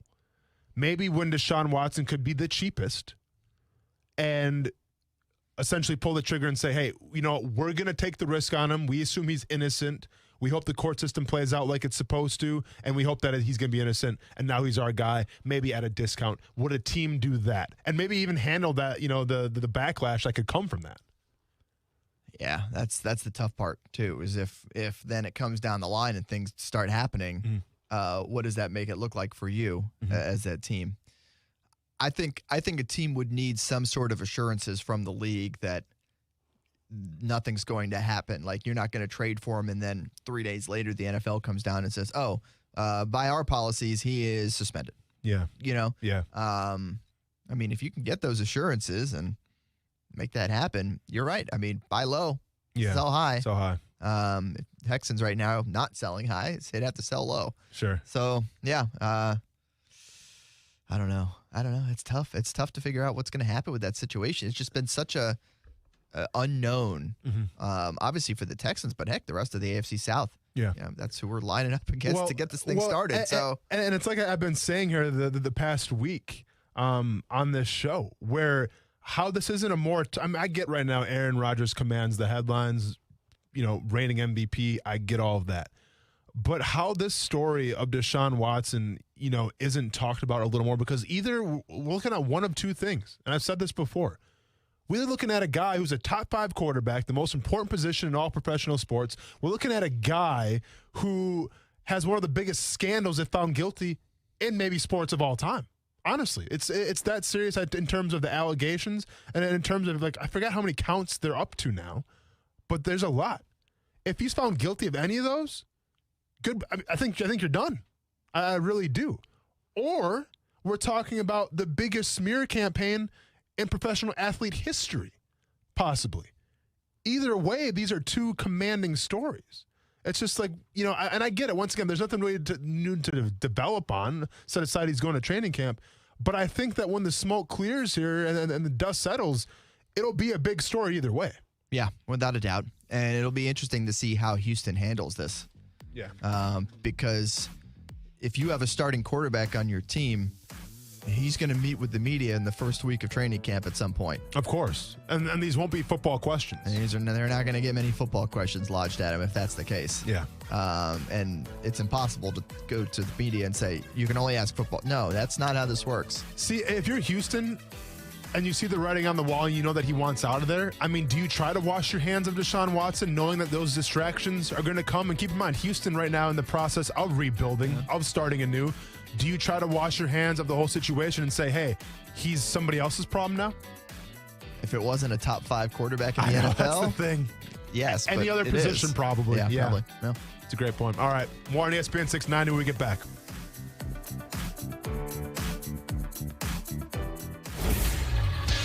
ESPN 690 Sports Center Update. What's up, Jacksonville? I'm Casey Kurtz. It has been an eventful 24 hours in Tokyo for the United States. We start in the pool with Jacksonville native Ryan Murphy. Murphy earned a bronze medal in the 100-meter backstroke last night. He still has the 200-meter back to try and win another Olympic gold. And how about this? A major upset from 17-year-old Lydia Jacoby. Jacoby won the gold last night in the women's 100-meter breaststroke. She is the first swimmer from Alaska to win Olympic gold. Moving to gymnastics, Simone Biles was forced to withdraw from the team final due to a medical issue, and the U.S. could not overcome her loss. They get silver in the event. And in softball, the gold medal goes to Japan after beating the U.S. 2-0 this morning. The U.S. had been undefeated before losing the gold medal game. They get silver. This Sports Center update sponsored by Morgan & Morgan. Morgan & Morgan, for the people.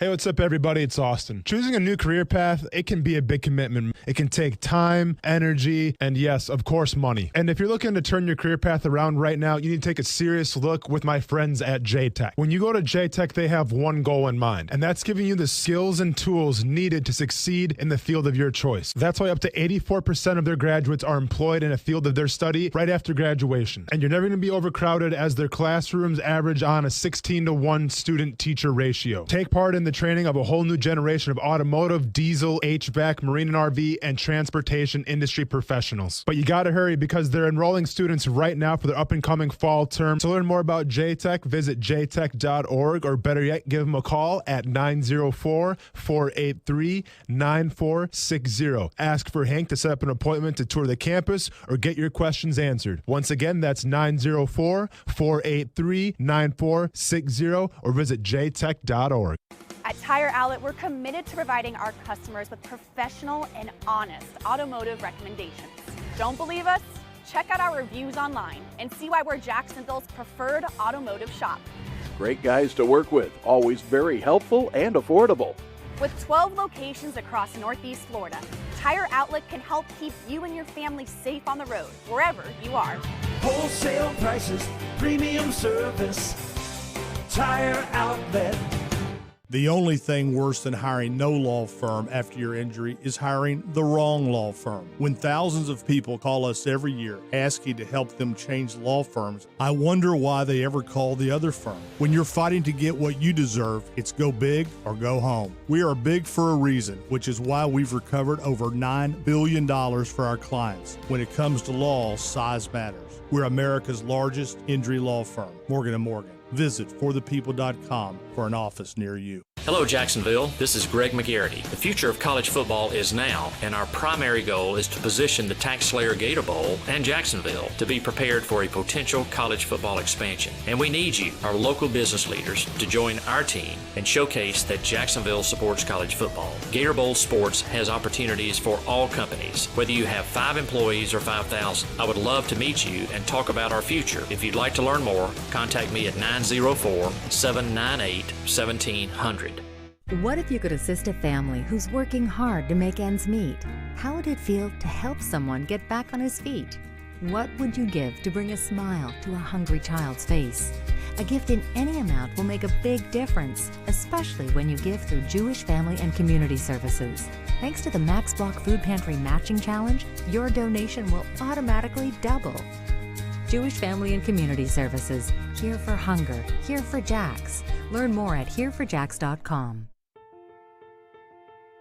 It doesn't matter how old we are, we all need love and support. Yet teenagers who end up in foster care have a much harder time finding it, as nearly 82% of current foster families are home to kids 12 or younger. The good news is you can positively impact a teen's life by becoming a foster parent with help from Family Support Services of North Florida. You don't have to be married or own a home. You provide patience, love, and understanding, and Family Support Services will offer specialized training, resources, and a community of support. So if you've ever felt a calling to help youth, please take this opportunity to explore becoming a foster parent to a teen through Family Support Services. Teenagers may no longer be little, but they still need lots of love. Take the next step by visiting foster-now.org. That's foster-now.org. This is a big deal. Now at healthcare.gov, millions more people can afford health coverage. Due to the COVID relief law, 4 out of 5 customers can get a plan for under $10 a month with financial help. From doctor visits to preventive services to prescription drugs, these are quality plans. You can do this. You can have coverage as soon as August 1st if you sign up now at healthcare.gov. Paid for by the U.S. Department of Health and Human Services. It's possible it could happen next year because this thing is going to dissolve. And listen, we've all been there before, whether it was dating in high school or working at a job where no one wants you. You don't want to be in an environment, no matter what's at stake, and it's detrimental to every side. For it to happen next year, Paul Feinbaum there from the SEC Network and ESPN talking about the possibility that we could see Oklahoma and Texas joining the best conference in the land, where it just means more. As soon as next year? It does just mean more. It's a good tagline. It's not a bad tagline. Absolutely. I'll say this. Today in the news, now you said this is kind of breaking news a little bit. You hyped this up as breaking news, by the way. No, the other thing was breaking news. Oh, okay. We'll get to that in a second. Okay. We'll break it, The latest news on Oklahoma and Texas is that they have officially said, hey, we want in. We want to come join the SEC. They kind of hinted at it yesterday by saying we want out of the Big 12 media rights by 2025. 2025 is the date being targeted by them. And then today the SEC commissioner said, hey, we just got an application from these guys. We weren't looking for them. Okay, sure. But they're coming. And they'll vote on it. I believe the university presidents are meeting tomorrow on Thursday. No, tomorrow's not Thursday. On Thursday, which is 2 days from now, to discuss the possibility of letting in Texas and Oklahoma. It would take a 3/4 vote out of the 14 universities, by the way. So if you're the SEC, to me, it's a no-brainer. You absolutely do it, right? Because you always preach the best competition, the best of the best. You add a storied university like Texas, in terms of recruiting and all that stuff. It makes sense. And a storied university like Oklahoma with, all their success as well. Yeah, it's only going to add more spice to an already very spicy dish that is the SEC. My question is, if we bring in the Big 12, what do you do now? Because you've essentially lost two of your biggest names, respectively. Your two biggest names, yes. From that conference. So now what do you do with the Big 12? What's the plan? You wither into non-existence. You think so? You think it's gonna kind of fold on itself? It sure feels like it's moving that way. Yeah. And they've been poached before, obviously, losing Texas A&M to the SEC a few years back, losing Nebraska to the Big Ten, which Nebraska should be in the Big Ten. They should be in the Big 12. Those are the teams they should be with. I think Nebraska would want to go back to the Big 12 at their rate. You would think so, right? Well, they haven't had a lot of success in the Big Ten was my point. Grass isn't always greener on the other side, folks. Yeah. Well-known fact. Yeah, I mean, as they continue to move towards those mega conferences, the number of mega conferences always seems to be 4 of them. Well, there's a Power 5. If we're going to get to 4, what does that mean? That means we're going to have to lose one at some point. And based on resumes and the teams you have left over, it's a very weird situation as far as how is it going to get carved up like the Southwest Conference did so many years ago? Or are they going to try and recruit the smaller schools, the group of 5 schools to try and reload, so to speak, and become a bigger conference again? That's an interesting discussion that we'll be keeping an eye on. And now it's almost to the point where we're at, where it's like, in terms of distance, it doesn't even matter anymore. They're taking jets everywhere anyways. Yeah, because when Rutgers and Maryland, they joined the Big Ten, I was like, okay, well, yeah, I thought it was more like the Midwest and kind of like the God's great country, but now we're all over the place. Now we're on the East Coast. Like it doesn't matter anymore. In one of those TV markets. Yeah. So as far as like the logistics in terms of, well, where's the location? Yeah, that's out the window now. Do you just think that they will disband the Big 12? But then what does it do for basketballs? I mean, like, what happens with all of that? Yeah, that's a good question. Yeah. But okay, we'll see. I mean, if you're the Big 12, you have to start making plays for some of these fringe schools, and I say that in the nicest way possible. These schools that are not in a Power 5, but are maybe on the cusp of being Power 5 worthy. But yeah, I mean, I get what you're saying, and it sounds great. But like, you're not going to bring in these fringe schools and try to replace Oklahoma or Texas. Like we just said, you lost 2 of your heavy hitters. Yep. And you just can't reload and say, oh, it's okay. We still got, Kansas State and Iowa State. Like, those aren't really sexy names on a national level. Now, the great fan bases, all that stuff. But on a national level, you're not even coming close to competing with the Big Ten or the SEC. No. It makes you wonder, man. Yeah. Is it the end of the Big 12? It's a very curious thing. And it's something, by the way, that the folks in charge at Oklahoma and Texas had to know was going to happen as they made this move.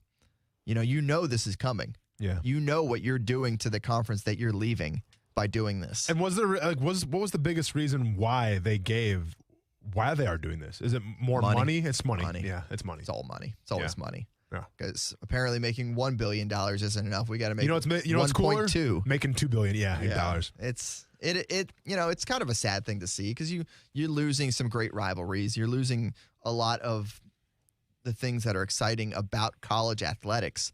I mean, Bedlam is one of the coolest rivalries in Oklahoma State. Yeah. I'll throw that out the window. We got Oklahoma, Texas. Well, I guess Oklahoma, Texas can still go down. I mean, yeah, because now it's a big SEC rivalry. Yeah. Yeah. And once again, more money. But I mean, it was money that caused Texas A&M to bolt 10 years ago, and you lose that great rivalry between Texas and Texas A&M. And obviously those two teams are not happy with each other. Well, you did mention some breaking news. Yeah. We have about 3 minutes here before we cut out for a break. What is the breaking news that you're referring to? Because you said it, I'm like, that's not breaking news, but go ahead and tell everybody what's going on. Also, for years, UCF and Florida have been trying to set up some sort of football home and home, or people were saying that that teams were scared of UCF to play UCF. Yeah, maybe. And UCF wasn't happy about the fact that the Gators wanted a 2-for-1, as they call it, where 2 games in Gainesville, 1 game in Orlando. But now with their new leadership, because obviously their old leadership bolted off to Tennessee, new leadership said, yeah, let's do a 2-for-1. So they are officially in the books for 3 matchups between UCF and Florida. Exciting. The first one in Gainesville in 2024. Okay, a little ways away. First one in Orlando in 2030. Okay, see, now let's stop it right there. And you lost me. Not breaking news anymore. 2030. That's 9 years away, sir. It's a while. It's 9 years away. And then the final game of the series back in Gainesville in 2033. Awesome. Maybe my son will be playing in that game. Who knows? Who knows what's going to happen in those whatever 12 years? That's insane. But this is what happens with college football. The funny thing is that the Gators in Texas are actually scheduled to play in like 2030. Okay. So by them coming to the One to conference, keep an eye on. you lose that one, and that opens something up. Who knows? Okay. The quarterbacks of those games are 5 and 6 right now. I know. And they are really good at football. But like people, I don't know why they announce it like this. And there's probably like a hype video tomorrow, but like, we got a new rivalry in town, and it's gonna be UCF and Florida. They've already socials all over 2030. It's like the new Star Wars trailer coming out 10 years from now. Like, do I care? Not really, because that's 10 years from now. I don't care about a football event taking place 10 years from now either. Be better, Just be better with it. Will either coach Not still be the breaking news. coach of their team? I don't know. Statistically, no. Are we gonna have a show by then? Still, like, Heck who knows? yes. Are you kidding me? Brent's gonna have like 10 tattoos football. by then. That's a good point. So we better still have a show by then. He's gonna have to keep paying off all the bets. We better still have a show by then. I like that, Stuart. Yeah. All right. I think you're off to go do some more. TV more television. stuff. Man, yeah. you're working double duty right now. We appreciate it. Yeah, a little bit, a little running back and forth because the people need to know that the Jaguars players walked into the building today. Any bold predictions before you go? Because of this 5 o'clock hour, it's football at 5. We're going to get back into some Jacksonville Jaguars talk. I'm going to give my 3 bold predictions of training camp this year. You got anything for us? Any juicy nugget? My bold prediction is that you will have more correct bold predictions than Brent will. I did last year. I went 2 for 3 last year. You better believe it. Damn. Well, it's not very bold of you to say that, but thank you. I appreciate the support. Bold predictions when we get back. I think Brent might be calling in from Atlanta, Georgia. We're not sure. But either way, you're going to have the right predictions coming up here next on ESPN 690. Bottom of the 9th, 2 outs, base is loaded. This is what it's all about. And here's the pitch. Oh, a deep drive to center, way back. This could go all the... And now a message from our sponsor. Bundle your home and auto with Progressive for great savings and round-the-clock protection. Progressive. I can't believe it. Did that really just happen? Folks, you'll never forget where you were when you heard that call. Progressive. There's never a bad time for great protection. Progressive Casualty Insurance Company and affiliates. Bundle discount not available in all states or situations. Have you wanted to speak a new language but thought it'd be too difficult or take too much time? Then try Babbel. In just 15 minutes a day, Babbel teaches you conversations that you will actually use. With 14 languages and lesson topics like travel, business, relationships, and more, you'll learn what matters most to you. Babbel. Language for life. Learn a new language with ease. Go to Babbel.com to try for free. That's BABBEL.com. Anyone can talk like they're a big dog, but few actually walk the talk. We're not the only plumbing company claiming same-day water heater service. In fact, a lot of customers have called us after other companies failed to come through on their same-day service talk. Fortunately, Griffin Service delivers. We eat big dogs for lunch. And we fix what others can't. Some of that's knowing the science, engineering, and craft of AC and plumbing better than the Bubbas, but it's also better planning. The key to actually doing same-day water heater replacement is having water heaters in stock and ready to go. And that's what we do. Gas, electric, tank, tankless, we got them all in stock and ready to roll for you. So if you want to avoid the bait and switch turd bucket tactics of the Bubbas, or if you discover you're in the middle of an all talk, no walk situation with a wannabe, well, you know who to call, right? GriffinService.com. CMC 1250-697. Today is your day to save during the national sales event at Arlington Toyota. Arlington has over 700 new Toyotas available, all on sale now during the national sales event. Why buy new from Arlington? Because you get a lifetime warranty with unlimited time and unlimited miles with your purchase. And buy with total confidence thanks to Arlington's worry-free 30-day exchange policy. The national sales event is on at Arlington Toyota, 10939 Atlantic Boulevard, or online at arlingtontoyota.com. If you're experiencing domestic violence, it is not your fault. Hubbard House is here for you. You are not alone. Hubbard House provides free services and emergency shelter to survivors of domestic violence in Duval and Baker counties. Call 904-354-3114 anytime, 24/7 to confidentially speak to a caring advocate.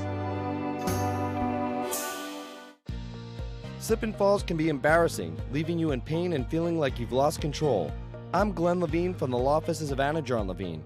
After a fall, document the scene by taking photographs. Make sure to get medical attention for any injuries you may have. If you've been injured in a slip and fall, call the law offices of Anna John Levine at 904-600-4000. That's 904-600-4000 for a free consultation. And take back control of your life. Office in Jacksonville. Get in zone, AutoZone. Welcome to AutoZone. What are you working on today? So you've got an oil change coming up? We'll help you find everything you need to do the job right. Right now, you can get 5 quarts of Pennzoil high mileage motor oil and an STP oil filter for just $28.99. And you can get it all fast, your way. Just order online with our free same-day store pickup or next-day delivery. Get in zone, AutoZone. Start your job today at AutoZone.com. Restrictions apply. Great values are happening now during Lowe's Pro Summer Savings. Stop by the Pro Desk and get an extra 5% off volume savings orders over $1,500. Plus, look for limited time values across the store, including tools, appliances, and other pro essentials to help you get the job done right. Shop today at Lowe's, the new home for pros. Discount on eligible product only and reflected in quote. Terms and exclusions apply. See Pro Desk in store for details. Now through July 30th. U.S. only. Broadcasting live from the ESPN 690 Anajar and Levine studios. Anajar and Levine Accident Attorneys. Call 904-600-4000. That's 904-600-4000. ESPN 690, Jacksonville's home for ESPN Radio. WOKV Jacksonville. Listen live everywhere you go on ESPN690.com. ESPN 690, a Cox Media Group station. The future Hall of Fame quarterback and team have been working on a deal containing concessions Green Bay hopes will convince him to return to Lambeau Field for at least one more season. Green Bay will work diligently to convince Rodgers to hang around for some time, believes ESPN NFL front office insider Mike Tannenbaum. I would keep going back to one word. That is legacy. Why do you want to go be a Bronco? Why would you want to go be a Raider, a Saint, wherever? Why don't you finish your career here? We can name boulevards after you. Statues could be, constructed about you. So you could begin and end your career with the Green Bay Packers, and that to me is something special.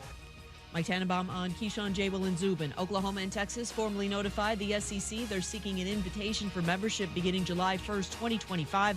That would be after their current Big 12 grants of media rights expire. SEC presidents and chancellors set to meet Thursday to consider OU and Texas for membership. NHL star forward Alex Ovechkin signing a 5-year, $47 million deal to return to the Washington Capitals. Do you own or rent your home? Sure you do. Fortunately, Geico makes it easy to bundle your home and car insurance. It's a good thing, too, because having a home is hard work. Go to geico.com, get a quote, and see how much you could save. Geico.com. Easy. Broadcasting live from the ESPN 690 Anajar and Levine studios. This is Action Sports Jax on ESPN 690 with Brent Martineau and Austin Lane. With the first pick in the 2021 NFL Draft, the Jacksonville Jaguars select Trevor Lawrence, quarterback, Clemson.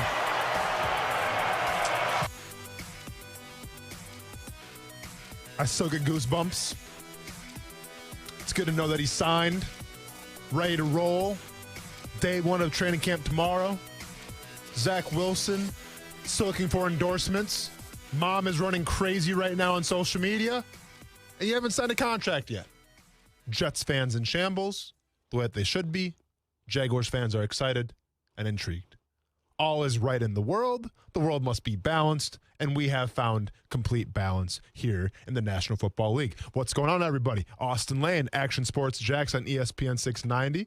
Stuart had to step out for a second, but now we're joined by, my co-host, the guy the show is after for crying out loud, and we replaced his fat head, if you will, with Stuart Weber. Maybe we can get the fat head back in the TV shot here. You want me to bring the the Brent Martineau thing back or not? You got it? Okay. Casey's on it right now. But Brent Martineau, how we doing, man?